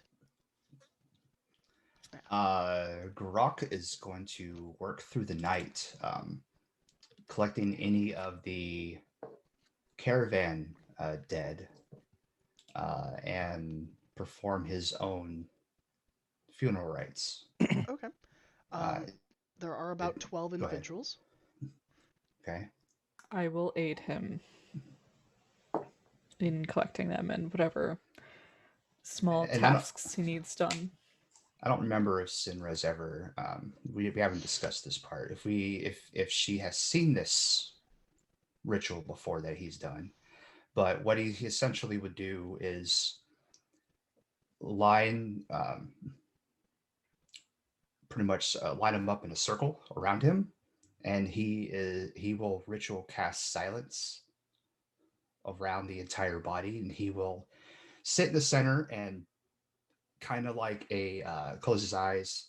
He will start chanting a certain tune, which no one can hear, but because it's all completely silent. But he said he essentially is speaking to his deity as he tries to pass them through the mortal veil and into the next life. And he makes a very distinct determination to touch every single one of them on their feet, their hands, their head.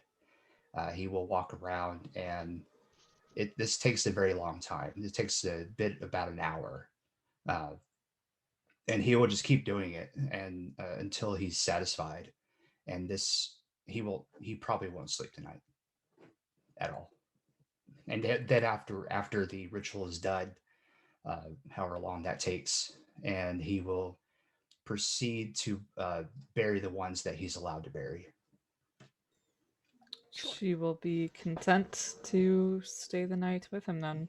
And though she will not interrupt his the rites themselves, I think for the corpses of those he has not yet gotten to, she will make some effort to clean them with prestidigitation and perhaps rest some coins on their eyes.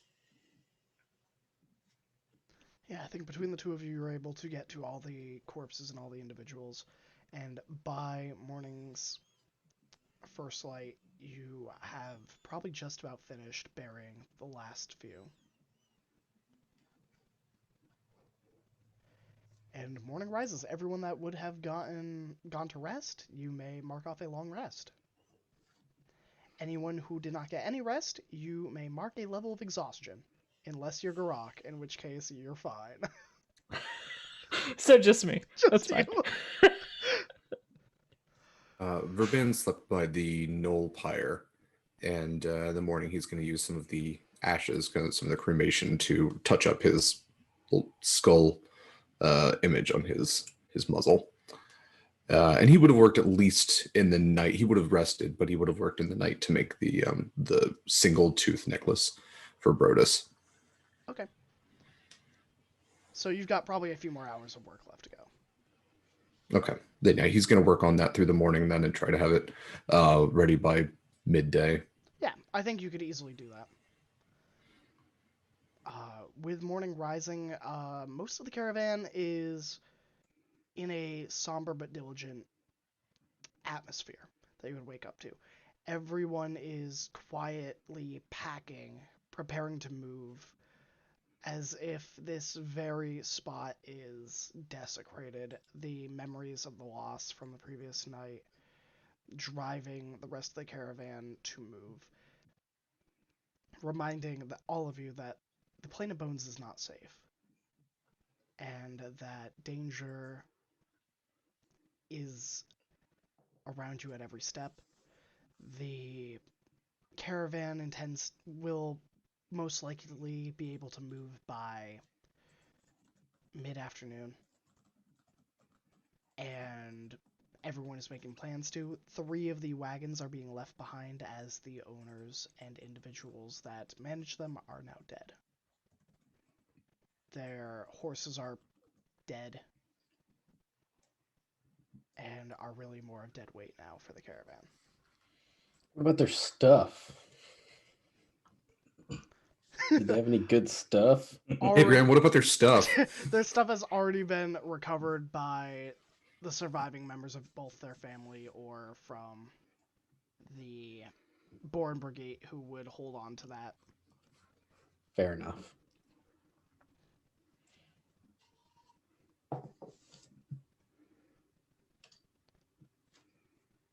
On the bright side, they are serving a porridge at the tavern, the Maiden's Willow.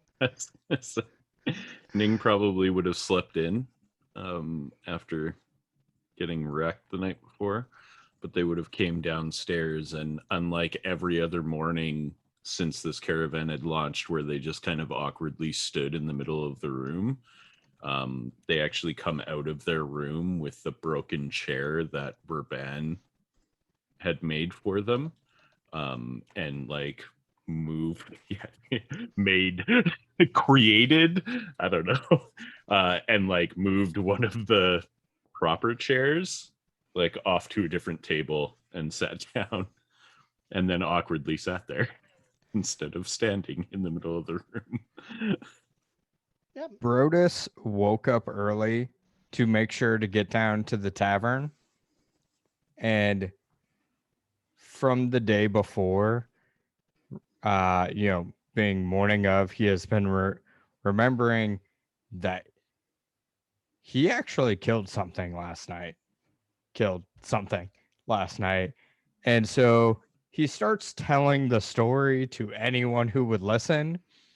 But by the time that Ning comes down, Bros is on the 5th retelling of the story. And on the 5th retelling of the story, it's like each time just gets a little bit more ridiculous. And if Verban is there, are you correcting me or no?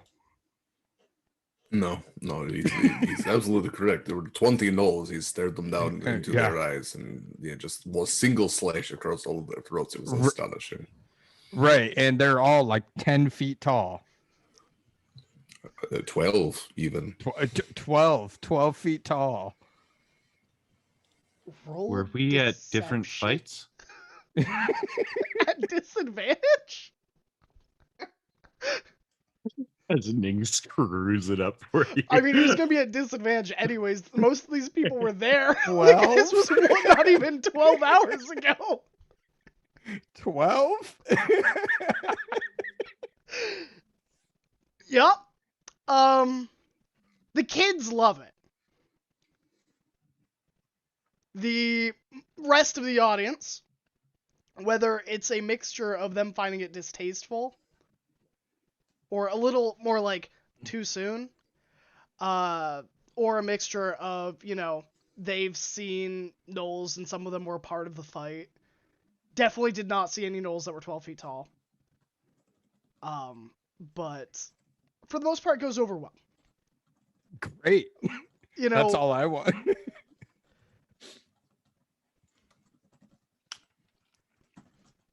Little hairy baby, I wanted to give you something to commemorate your kill. You can just call me Brodus, right? Oh, I know. Anyway, little hairy baby, I made you to commemorate. It is important to remember the things that you kill. It is important to carry them with us because every life we take is a piece that we add to ourselves. And this is to remember the first thing that you have killed. And it's very crudely like strip of leather with just, he basically just very methodically drilled a hole into the upper part of where the larger canines on a knoll tooth. And you can add to this as you kill more things. But this is your first. Enjoy. You can make bracelet or necklace or no, I'll take this. anklet if you're into that sort of thing. No, I'll wear it as a necklace. It's you know what, when we get to the crystal caverns, you know what? Instead of the leather, I'm gonna upgrade you. We are gonna get you some like chain to work with, and we're gonna get you selling these necklaces left and right. No, sorry, you don't understand. This is not part of commerce. This is to memorialize important things. You are speaking of stolen glory. I have necklace that is full of the things that the lives that I have taken. You have taken a single life. Yes, it is like giving present to someone whose special day it is not. Well, then I thank you. Hey, you were the one that killed something. I'm very proud of you, little P-boy. You did very good. I mean, you did hold it for me. Yeah, sometimes we need help in life, and it is not bad to ask. Yeah. I still don't want to shoot your crossbow. That is too big for me. He's as big as you. It's fun. Yeah, no. Yeah, we'll work up to it. Zadar, I have a thing for you too. I found this on one of the bodies. It is a sheath for a knife, and you like knives. I know you like knives, and it is kind of scaly like you are, but not like you, different than you. Anyway, I thought you would like it. It is a gator sheath. Sure. Yes. A free thing. That's good. Great. Thank you very much. Your kindness and thoughtfulness know no bounds. Oh, I hope they know bounds. Zadar, as we were talking yesterday, you were wanting to know about doing more work for me and my compatriot. No, that's not has nothing to do with anything that I said or suggested. But go on, please. I talked to him. We can draw up a work for hire contract for you. You do things for us, we pay you, based on what the contract states. But if you break the contract, then you owe us money. It's the standard, business work for hire contract. So if I sign a contract with you and your friend, and if I do not fulfill the contract, you owe us money. Yeah, yes. Oh, that sounds dumb. I'm not going to do that. But if you fulfill the contract, it's only a small penalty if you don't succeed. But if you fulfill it, and we can choose what level work you do. But if you fulfill it, you get paid by us. How long have you practiced this business of yours? I mean, we've definitely used it on some other people, and it's the way you phrased that it sounds bad. Good. Yes. Yeah. Well, Ning will lean over to Zadar and say, "Those who sleep with dogs will rise with fleas." Thank you, as always, your wisdom, etc. But more to the point, Brodus, I've been in this business a very long time, and I have never encountered someone who had the gall to suggest that were I unable to fulfill a contract, I would be penalized further than simply not being paid or losing my Well, good reputation. It depends on what the work is and, you Mhm. know, what the penalty would be for, you know, us if you weren't able to fulfill it. You know, Mhm. say I needed you to go obtain, I don't know, a bag of rocks. For whatever reason, I needed a bag of rocks, right? That the penalty for that is 0 because, well, I'll just find someone else to go get a bag of rocks. But if it was like something more expensive than rocks, Mhm. or I needed you to help guard something, and there was like, for instance, guard the carriage again, and there was damage to the carriage. Now I gotta pay for the damage on the carriage. You get what I mean.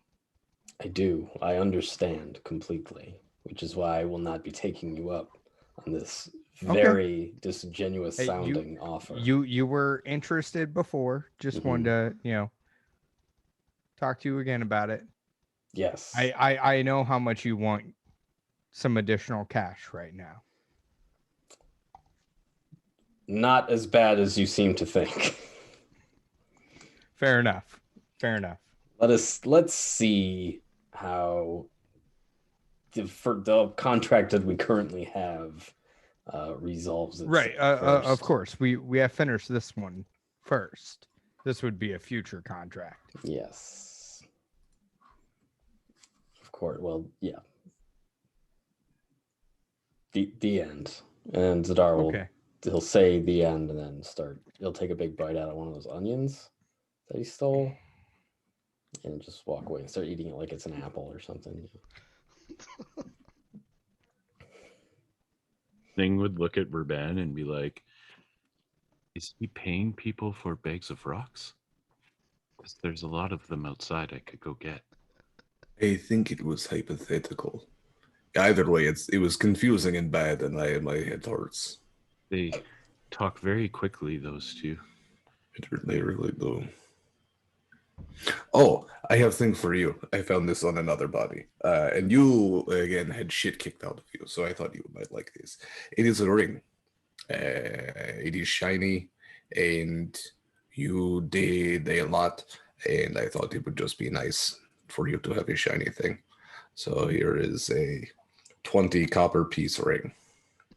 You already made me a very fine share.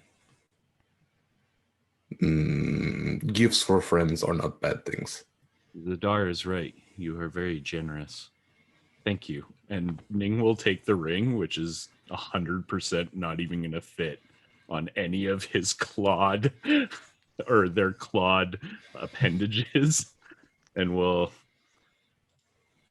They don't have pockets either, so Ning just pops it in their mouth. Thank you. Mm-hmm. We should find you pockets.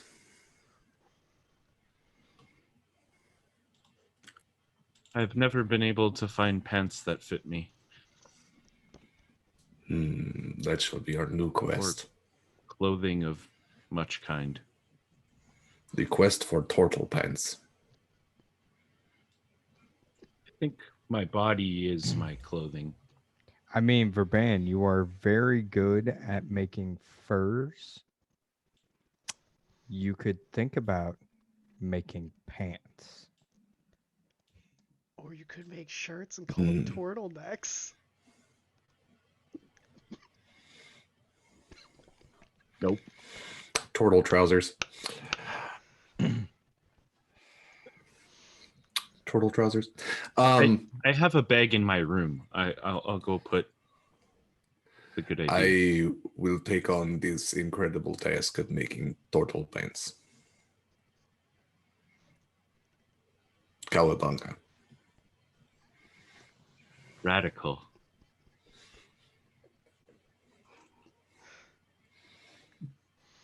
And Ning's gonna go. Yeah, Ning's gonna go to their room and put the ring in their bag. Sounds good. So the caravan starts moving onward throughout the day. The next 3 or 4 days, uneventful.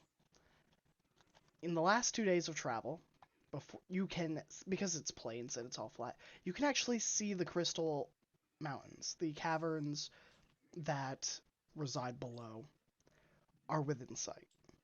You can see the looming, mist-shrouded mountaintops reaching high into the clouds.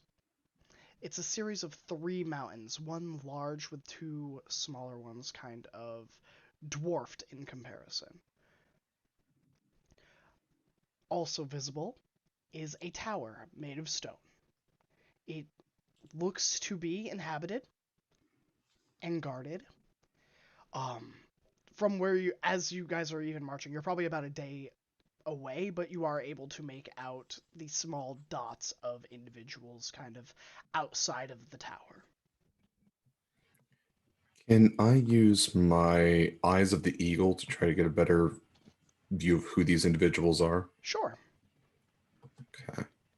So they essentially, let's see, you can make out details of even extremely distant creatures and objects as small as 2 feet across. Looks to be a lot of bearded children dressed in armor. Armored bearded babies. Yeah. Yep. Armored dwarves. It looks to be about 15 of them. They look to have 2 rotating guards. On the top of the tower, there are several arrow slits, as well as a ballista. We need to expect dwarves? Yeah, this or... is yeah, like okay. on the cusp of the edge of the plane of bones. Okay. Oh, I so we think passed through it within Yeah, the so last you are few almost days. out. Okay. Okay. You're about. We just want to shout out when we were out of like grasslands, so I can stop applying those kinds of terrain bonuses. Okay. Yeah, I'll let you know. Yeah. Otherwise, he's just going to convey that to Brodus, since Brodus is still technically the employer, and Sinra, and well, I guess just anybody he comes across. He's going to be scouting, so I think Sinra was also doing some scouting with him. Last She time they were can- moving. She can keep up with him. Yeah. So She he'll is just not point that as out. quiet as him, though, with her clanking armor. Loud kitty. Yes. Yeah. Doesn't seem to be a lot of null presence in the area as you're doing your scout. I'm not even, with your bonuses. I'm not even gonna make you roll because, let's be honest, everything you roll is gonna be above a 20 probably. Well, he has a +6 to perception, but he has advantage.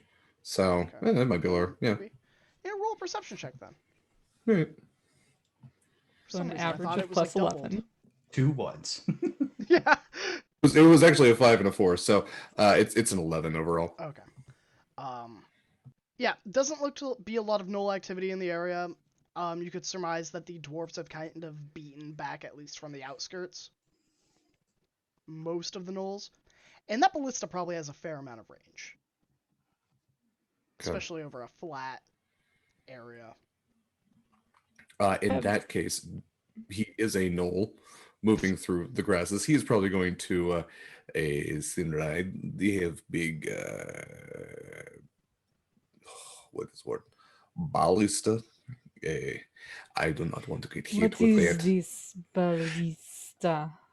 Like my What big does it crossbow, do? but bigger. It hurts. It shoots big bolts that hurt very bad. It is like a siege weapon. Ah, like a trebuchet. Yeah, that like trebuchet throw big rocks. Ballista is like a giant crossbow and shoots giant bolts. Siege weapon, but for juicy people innards. In this case, that yes. Do you think they will aim it at you? They just see me, 50-50. Odds aren't great. I am going to hang back. I kind of imagine anything moving through the grass. If they are scared of gnolls, they might shoot first, ask questions later. Then I do not know this for certain. maybe you go hide in the inn. I'm going to go take a nap. Very well. Maybe Should stick to we- trails so they can see you coming. Yes. Should we get the loud, whiny dwarf? Bearded baby. They are also bearded babies. They can talk to each other in bearded baby I language. do not. I am uncertain if dwarven children also grow beards. I think it is only the adults. We will have to ask. Yeah. One way or another, he has mouth that he uses to say many pretty things, and we can let him do that. Pretty. That is a word. We will He is more find than I him. have. Yeah. I will go get him. You try to stay quiet. I shift, and my armor makes a loud clanking sound. Yeah, I kind of imagine Sinra's armor just makes, like, every time it moves, it goes, a weem away, a weem away. So Verban is going to go back to the caravan and grab Brodus. There are more dwarves like you in the tower. Oh, And more. they, Are we getting close? we are close. Have you not? Yes, we are very close. If you would like to go and play diplomat, I mean, I can, but don't. I mean, I kind of want to stay with the caravan for safety, and then I can play diplomat when we get there.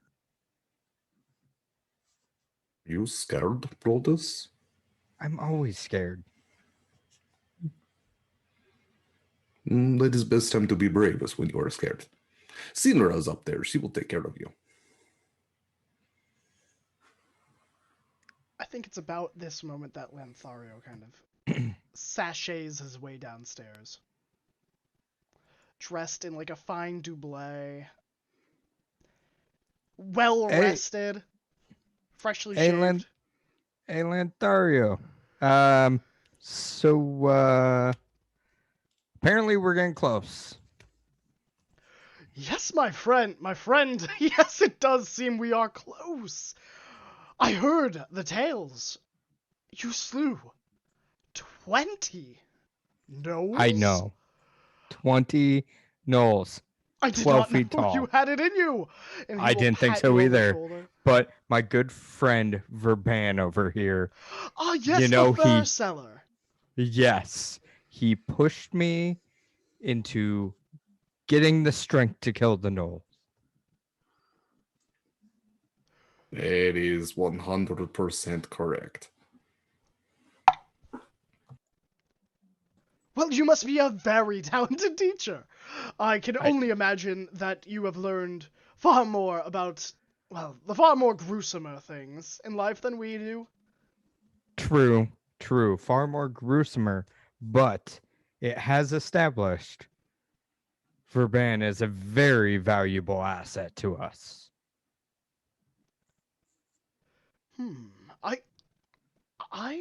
I'm, he lowers his voice. I'm picking up what you're thinking. We could use a trade route with gnolls. I mean, clearly not these gnolls, but of other sorts of gnolls. of course. And if we wanted to have this trade route to ourselves, surely. Right, the finest furs come of it. I feel like there's a disconnect, friend. I meant surely having a scout. Oh, yes.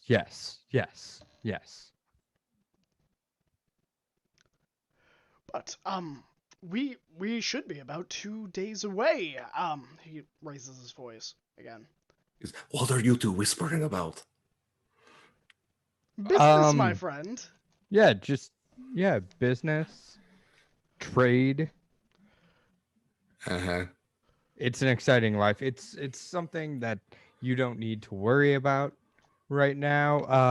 The commoditization of acquisitions. I do not know where you learned that, but I don't know what I just yes. said, but I've heard those words. Exactly. You are catching on quick, my friend.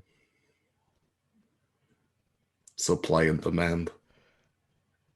Exactly. Gosh. So as Lothario here was saying, we are about 2 days out. Yes, by my estimation, and of course, given this is my first trip, I do think that I heard Brigitte say that they could see the mountains, which means we must be close. Our good friend here said he could see from his scouting dwarves, so we are definitely close. In the mountains, there is a stone tower that has dwarves in it with a ballista and several armored dwarves. Then surely we're in the right place. Huzzah! Yeah. We have braved the plane of bones and we have come out unscathed. Yeah, unscathed on my part too, and I was amidst the danger. I have no doubt you were. I myself was bravely protecting the Asleep. inn from the inside. It's a hard job, but someone had to do it. You know what? I will believe you on this one. He pats like the basket hilt rapier that's probably never been drawn on his hip. Uh, Verban, you were saying that you would like uh me and my friend here to go out ahead and diplomatically talk our way in. Just to make sure we don't all get shot with a ballista and killed by bearded babies. You both have pretty words and coin, and these can get you far in life when murder does not work. Well, I hate to have my arm twisted, but I suppose that is the way of a noble.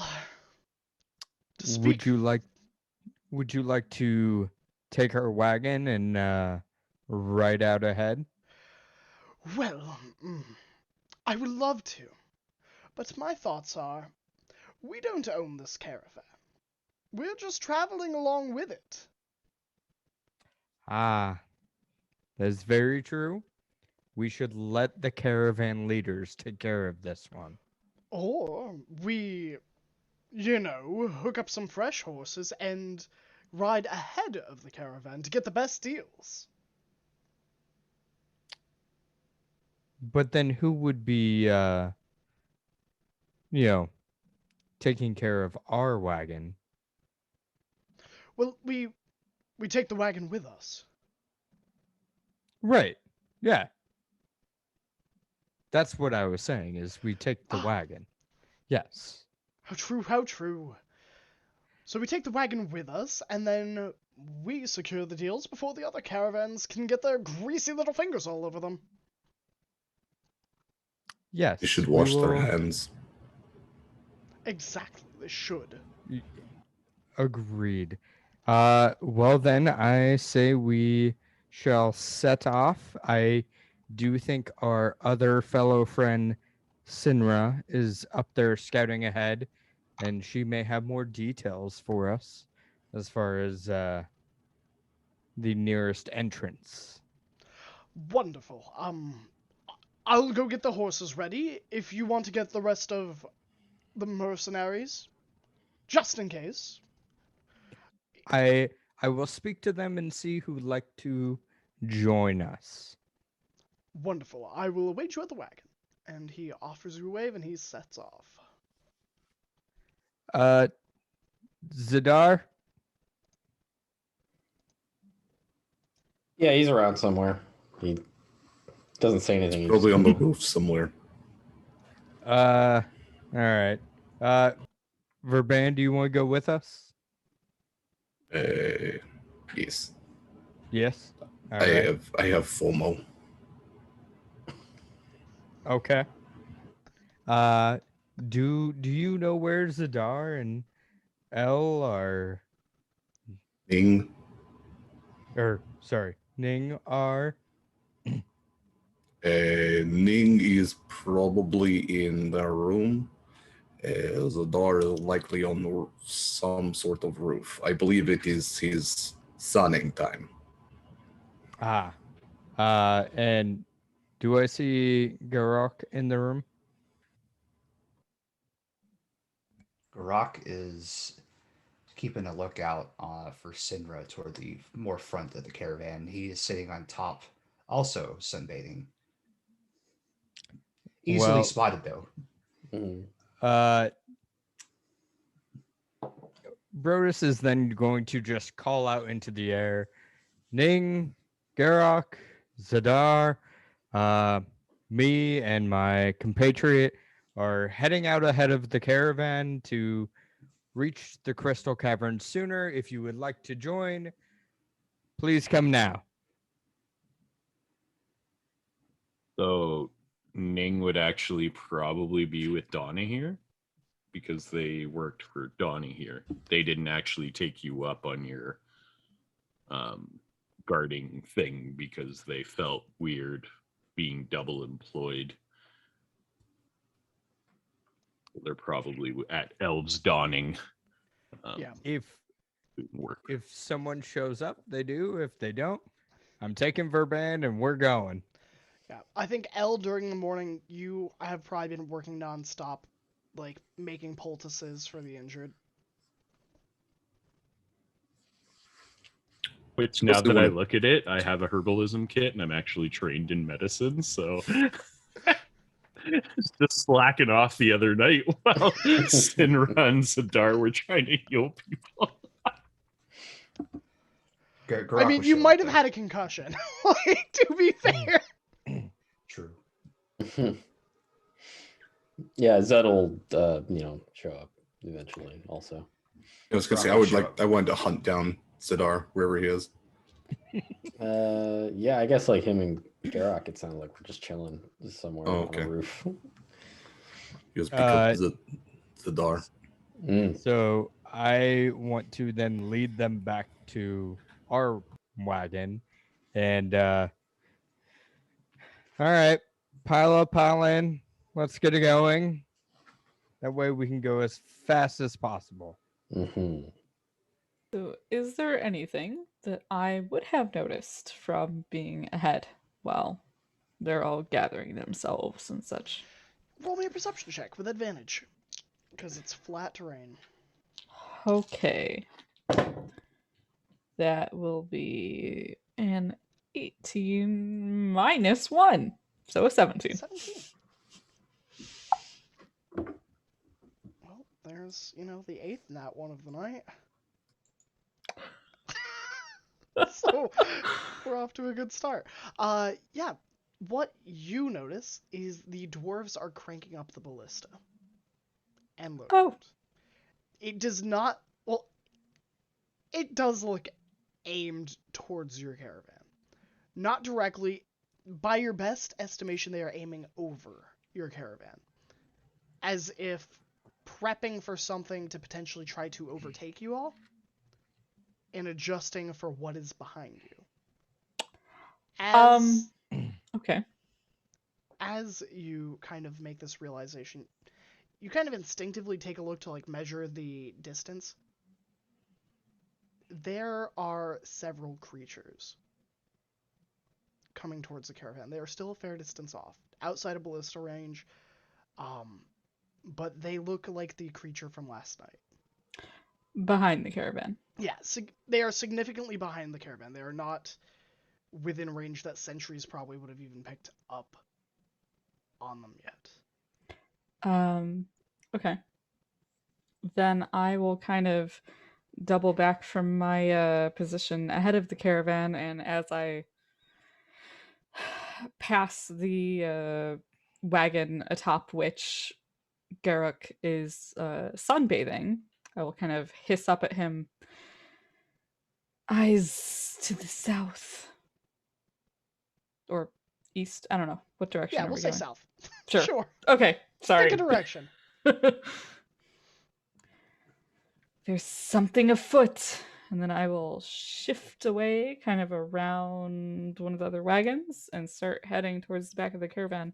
And in doing so, I would like to cast invisibility on myself. Sure. Would you be alerting any of the other caravaneers as you are going through the caravan before you cast it? Sure wouldn't be. All right. I would do alerted that. one person. That's good enough, right? Garak is going to cast thaumaturgy, and with a booming voice, he's going to announce in his his best growly voice, "Enemies to the south!" And he starts running, hopping as best he can to each of the caravan tops and repeats it. Okay. Yeah. By the second one, I think that there is a flurry of activity. People have already started harnessing up horses. At this point, rather than camp out and fight, you hear Boar and Brigitte barking out orders. Double time, make for the tower. And at that, horses and wagons begin to haul and move.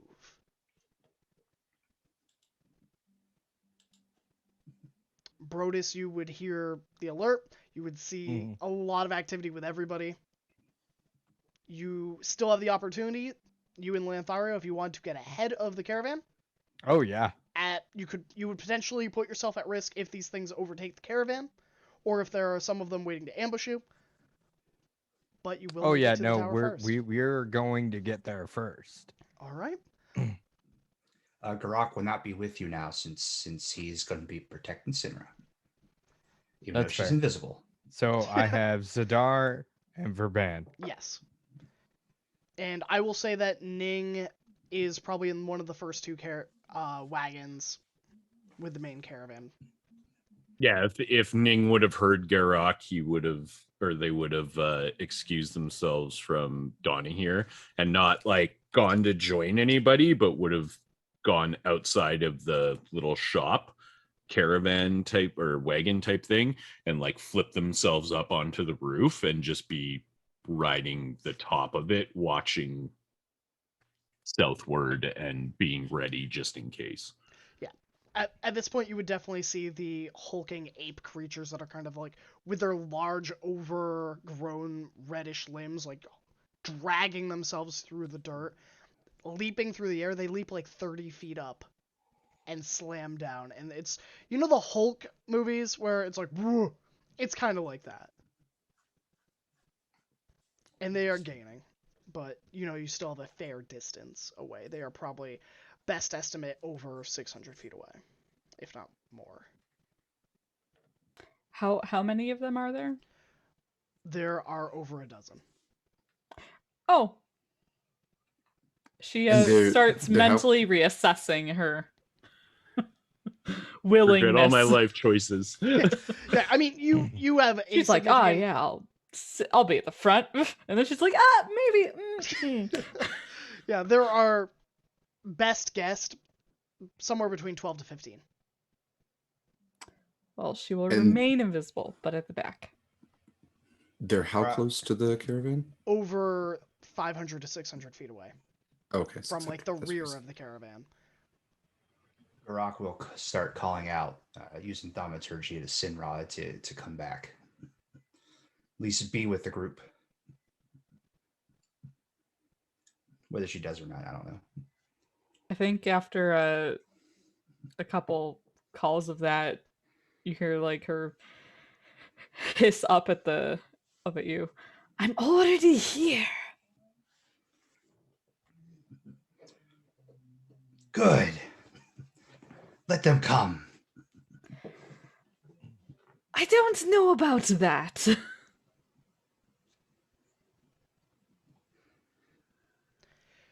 It's about this time that the horses and caravan kind of start moving. Like, you're able to hitch a ride if you want, but definitely things are starting to hustle. Like you can hear the front wagons begin to set out. If you can't keep up, let me know. I'll go with you. I can keep up. Good, it's because I can't see you.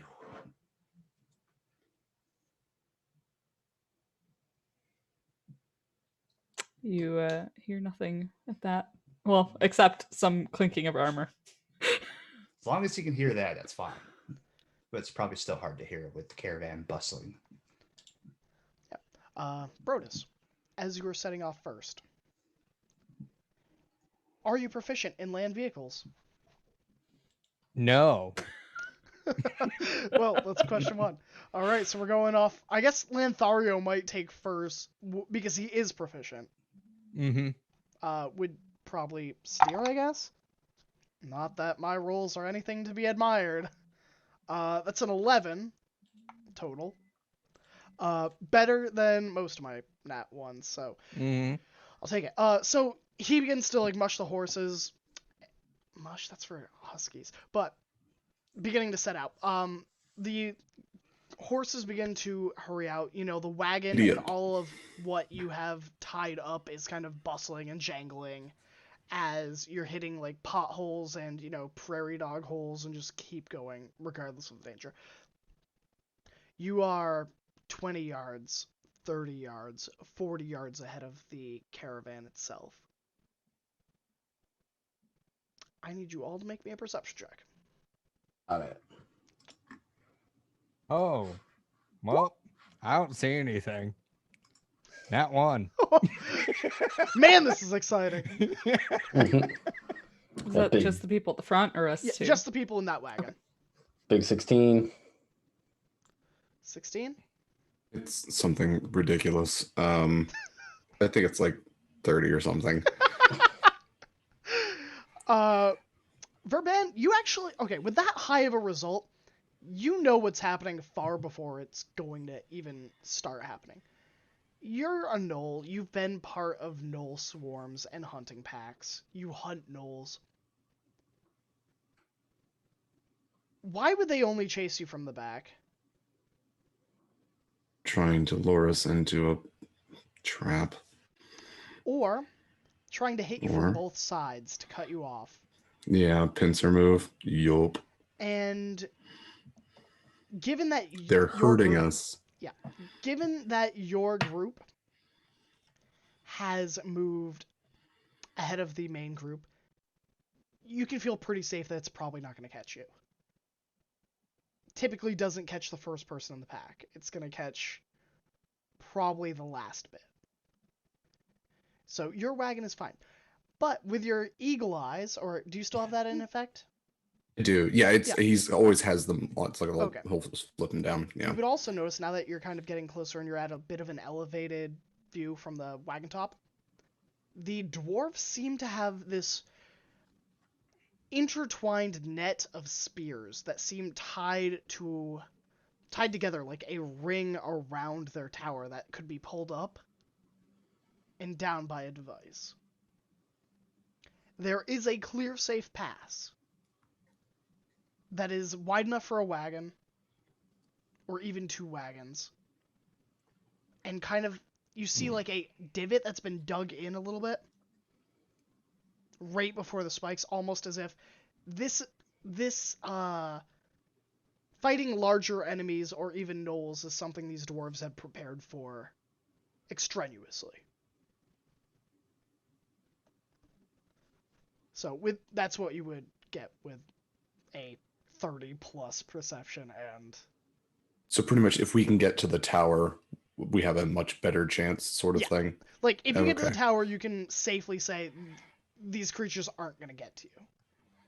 Okay, but we are pretty far ahead of the rest of the caravan at this point. Yeah, you're like 90 yards ahead. So 180 feet, I think. Okay. And is he riding a horse or is he on the wagon? I think can't you're remember how all on he's- the wagon is how I figure it. It's like an open top Yep. wagon. Okay. Brothers, keep moving. Get to safety. I am going to go back. Wait, no. You can't go back. Why not? It's too dangerous. You mean fun. Okay, bye. The door. You in? No. Okay. You have a good time. I will. I'm going to take a horse. That's Okay, going to thank slow you. us down. Oh, Yes. Okay. And I don't know how many horses are attached to the wagon, but he is essentially going to kind of cut the reins on one of them. And, Yeah, so I think they have two that they can switch in and out. So they have two that are currently, God, I don't know, the axle thing, like they Bridled. are bridled on, and then they have two that are led by like their not bridles, the reins. the reins to just follow alongside. So I think you could probably just cut one of those two. Yeah, I'll off take and a follow spare them. tire horse. Yeah. Yeah. Mm-hmm. I'll take that Jeep spare tire horse. It says Yep. something like "live, laugh, love" on its haunches or something. Just Not in a cattle wonder I branding. lost. Yeah. It's the one that's got the trick leg. Yeah. Yeah. So he's essentially going to take that horse and ride back, and he is going to be looking for Ning or Sinra, who he's not going to find, and or Garak, and he is going to try to convey that information and also prepare for the caravan to get caught up by Barlguros. So also if the Barlguros get within range, he is going to fire at them. Yeah. So you still have a little bit with the wagons now and the caravan moving. You would estimate 50-50 chance. You might all get through, you might not. Okay. Too close to tell right now. But I would like everyone that's with the caravan, we're going to do a skill check and we'll see how that goes. What are you doing to assist the caravan in moving faster or in protecting them or what have you? I will also say that if you want to just expend a spell slot, that is acceptable. Does that include No, the you people are in... exempt because you took off ahead of the Great. group. You are safe. That was the renegade shepherd choice where you get to avoid the fight. Yep. Like, oh no, not that key NPC. Oh. No, well, whatever. So I think at some point, only seeing the Balgura at the back of the caravan, Ning would have like trained to Busan, like jumped from wagon to wagon to get to the back, and probably pulling out of their bag because they were collecting rocks to try and sell to Brodus during the day after that conversation. I mean, they do cool monk shit. So they'd just be like grabbing these large rocks out of their pack and like whipping them at the Balguras. Because that's gotta help, right? Would you like to make like an intimidation roll? Or improvised weapon attack? What in your mind? What do you think would be a suitable? Yeah, Or I even guess survival, it would be I guess, if you wanted. survival. Yeah, sure. Let's do Sure. survival. 12. 12. All right. I will keep that in mind. How far back are they? About 550 feet. Okay. Way too far for what I was thinking of doing. Yeah, I mean, they move like 30 feet, and then they have a 30-foot jump. Mm-hmm.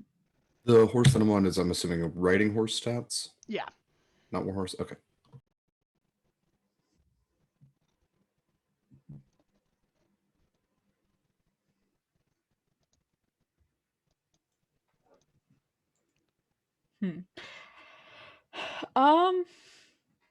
Okay. Does it seem like there are mounts with the caravan that aren't being ridden or used, like more like pack animals? Absolutely. Okay. Could we call it a deception check if I were to try and spook some of them and send them off careening sideward to kind of divert some of the attention from the main caravan? All right. Uh, deception or survival though? Because I could see an argument being made that it's survival because you're kind of using the animal instincts of these demons. But deception also works, I guess. Yeah, we'll go deception. Why not? Okay. Up to you. No, deception works, I think, because you are trying to deceive them into going after a different target. So that would be a 10 plus 6. Instead of a 10, minus 1. So thank you. You're welcome. All right, a 16. Mm-hmm. Leaving Verban and Garak. Verban is going to ride past the caravan. He's going to get within his 400 feet of these things. So however many turns that takes. And he is essentially, I mean, this is the disadvantage kind of shots, but he is going to be kind of shooting upwards, kind of turn the horse off to the side, aim the heavy crossbow up, and then just try to shoot, because there's 12 of them. They're large creatures. He is hoping to hit something. But what? He doesn't really care. He's more just trying to deter them more than anything else. Okay. And then he is also shouting in Abyssal, "Fuck off!" So he's gonna do, yeah, no. Also no. Yeah, he's not hitting shit. All right. It was a 2 and a 3. Even with a +8, that's not hitting anything. Yeah, nope.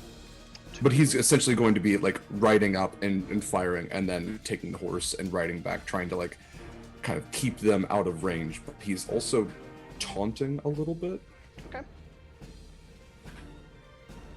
Yeah, if you didn't want to use the attack rolls, we could have done either intimidation or persuasion.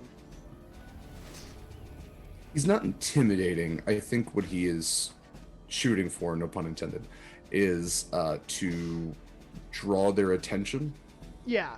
I mean, that's where To I him was getting like the specifically. persuading or the... Yeah, so he's probably going for persuasion, considering his persuasion. Well, he's got a +1. So yeah, even if he's not necessarily doing damage, he is trying to draw their attention. He's trying to goad them to him specifically. So do you want me to roll persuasion? Sure. Okay. What's that? That's only 7. Yeah, no. Okay. All right, Grok.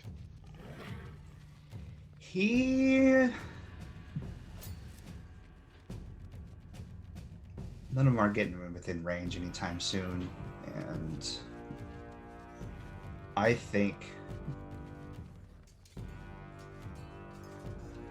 everyone's really just too far away.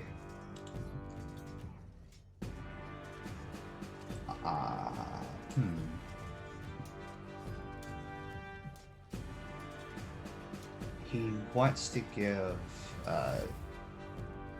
It's unfortunate I go last. He wants to give. He wants to expend a spell slot to bless the individuals that are going out and doing these things, basically. Okay. I mean, we can say that retroactively. You know, that was your action. I will roll. If you want to roll 1d4, I'll just add it to the result. I have them all saved for everyone else's. Yeah, let me do that. 2. 2. Okay. Boosting a 7 to a 9, a 16 to an 18, and a 12 to a 14.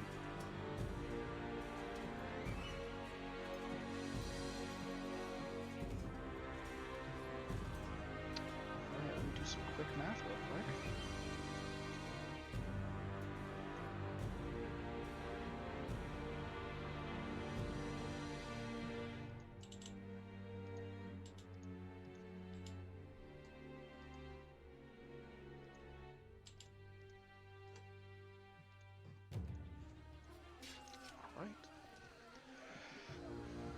due to your efforts, all of you, Ning, your rocks being thrown, you see several connect, one taking an ape in the eye as they're kind of leaping through the air, teetering its balance, and where it's landing is as you see it kind of land in a tumble and then get back up. You repeat this several times, not doing any significant damage, but delaying them, buying you a little bit of time with every rock throw. Sinra, the horses are cut off. You're able to cut off about 6 work horses that were just being tugged alongside. The horses begin to flee. First, they flee backwards, then seeing these creatures begin to veer to the right, drawing off some of the Barlurga as they begin to collide with these horses, ripping into them, taking several out. Verban, your shots go wide, but the abyssal is clear and the challenge is laid out. However dumb these creatures are, they understand what a challenge is. One of them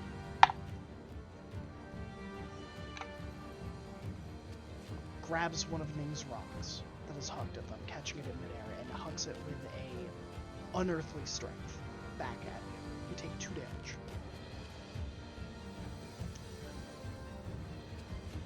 Sorry, Ning does?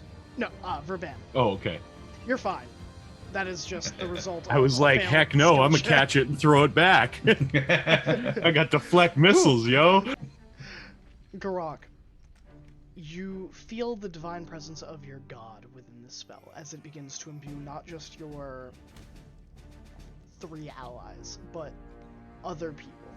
You feel the presence of your very god whispering into your ear. Not today. As the horses begin to move further.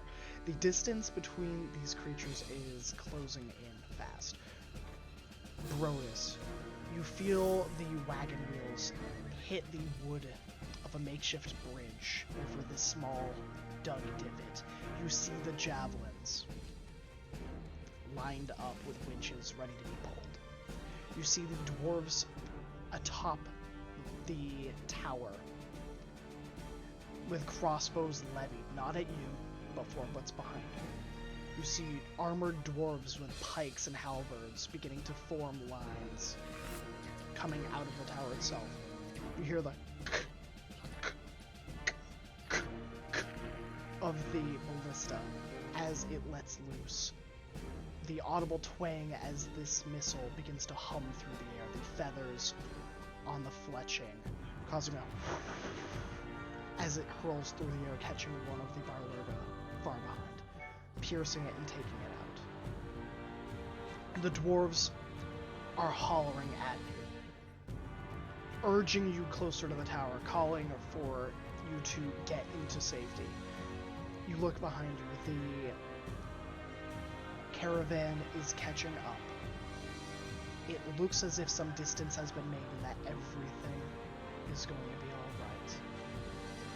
As you begin to pull in towards the tower, you see the dwarves lining up in a protective kind of semicircle around you and making way for the rest of the caravan as the first wagon makes it across. The second, Donahues, Murgovers. You see arms for harms and Borans roll over that wooden palisade. You see the Maiden's Willow arrive over safely. You see the herbologist's shop roll over safely. And as the last of the wagons rolls over, the bridge is pulled up, and these javelin spikes are pulled up. They are 14 feet in length and made of solid dwarven steel. They're blades made of crystals that seem to gleam in the sunlight. You hear the hum of crossbows being fired, and the howls of pain behind them as these bar lurgos begin to collide with the force of their charge into these spears impaling on them. You are safe. That's where we're going to end for tonight.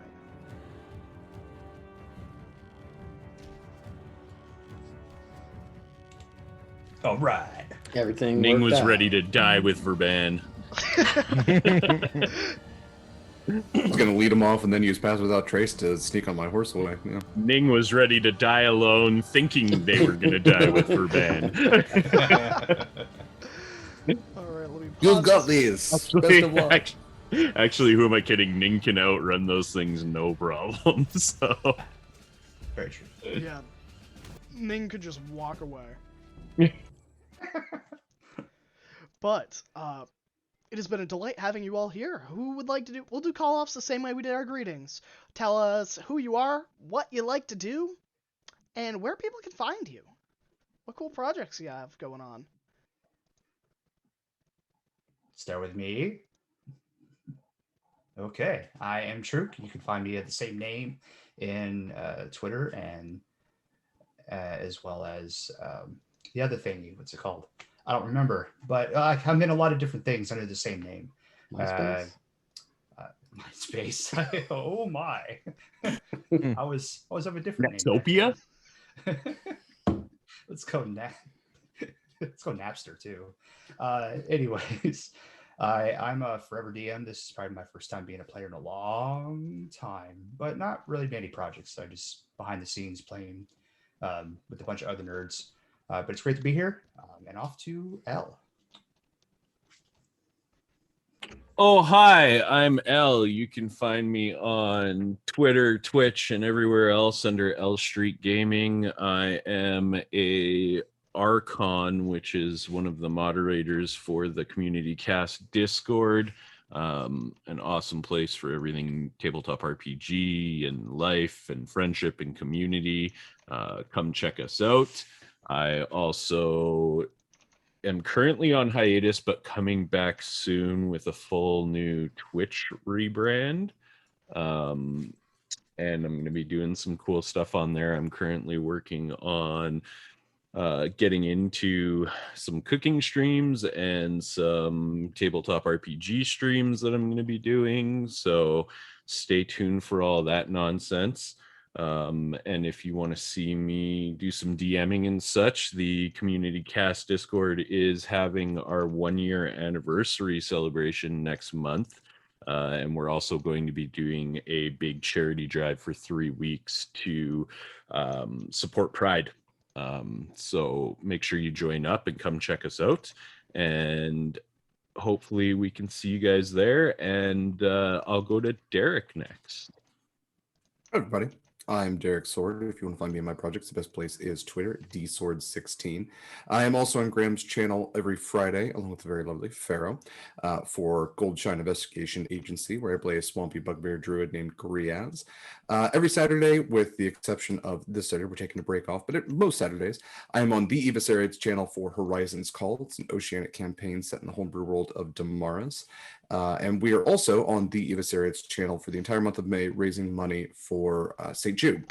So definitely check that out and donate throughout the month. There's tons of incentives over there as well. And like I said, we'll be back with Horizons Call, not this Saturday, but next.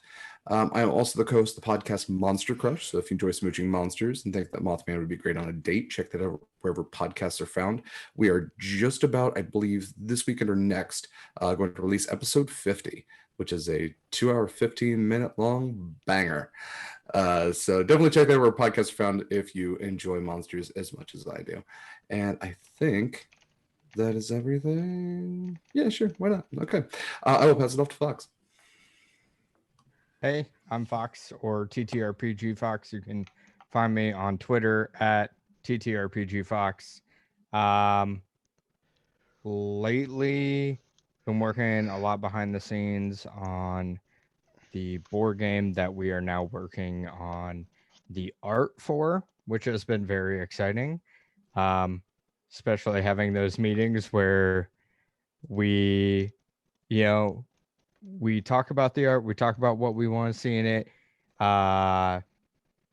If you guys have any ideas for creepy like mansion horror things that you would like to see, throw it my way, because if I haven't thought about it, it may be something that, could appear. So great. Other than that, I'm here, and I basically have been working on 2 or now 3 other offline campaigns, DMing, and so that's taken up a lot of my time.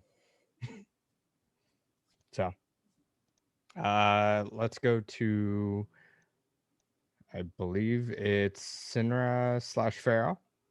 Yep. I am Pharaoh. You can find me on Twitter at Ferocious, which was linked in the chat. You can also find me every week on Friday on this channel at 8 Eastern, where I play Utaka, the Water Genasi cleric rogue with a god identity crisis. So that's always exciting. Other than that, these are the only streamed games I'm in.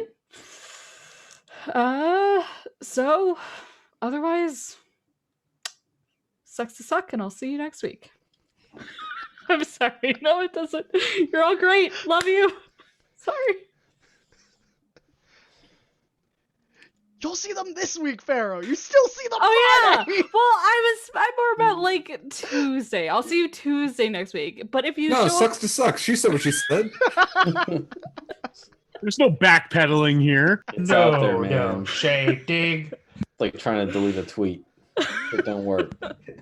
sorry. Wait, you can't delete tweets? I mean, Yes, you you can, can. but you can't. Not if Forever on someone there. screenshotted it Yeah. first. Always happens. I'm Vinny, and I'm a super. I'm a nothing. I'm a no one, going nowhere fast. Reference. And I'm chucking it to Graham. Hi everybody, my name is Graham, or Graham Crackers. If you are just joining us at this channel, thank you for tuning in. It has been a delight to have you. You can find me on Twitter at GrahamCrackers with a Z, 1, or you can find me here. You can find me here every Tuesday, where I DM Shards of Anarion and Anarion's Rest. We will be back with Anarion's Rest for the next 2 weeks, as we play catch-up, as I had to go on vacation. Otherwise, you can find... Why are you shaking your head at me, Elle? We're Shards of Anarion. We're Sorry, Shards of we're Shards of Anarion. Anarion, not Anarion's Rest. I'm all over the place. Stop mixing up your kids, Graham. I was like, we're taking another 2 months off? What? No, Shards of Anarion will be back next week. But you can also find me every Friday where I play Kaharis Nervos in the Goldshine Investigations campaign that I don't DM, where I get to play a sassy, arrogant tiefling paladin. Outside that, you can find me every Thursday on Dimples and Dice, where I play Trinmanon, Aldemariel, a Eladrin Ranger, just so I can shit-talk them and have a rock to stand on. Outside of that, you can find me every other Saturday playing Mavron Minados at Polished Crypt, channel, 9 p.m. till 1 in the morning every other Saturday, where I get to play in a nautical-themed campaign because I'm a glutton for punishment. But I, honestly, from deep down in the bottom of my dark, dark heart, thank you all for spending time with us tonight. You are an absolute delight. It's a pleasure to, get to share our stories with you. Have a tankard of ale on us. Or maybe a nap. Naps are good too. But we will see you next week, or see you on Friday. I hope you have a wonderful rest of the week, and we will see you soon. But until then, this is the Shards of Anarion saying, we're gonna raid someone, because we didn't do it the first time. Sounds good. So we are going to raid, I think we're gonna raid We Are Nerdsmith. They are playing some D&D as well. The best game. Yeah, I mean, The world's greatest game. Why? The dragons, the dungeons, put them together. Yes, that sounds wonderful. But we are gonna go raid them. Everyone spam some good old, Graham Love in that chat. Honey, are you winning the Dungeons and the Dragons? Are you winning? All right, everybody. We will see you later. Take care. We love you. And, roll some nat 20s for me. Because clearly I can't. Smash that like button.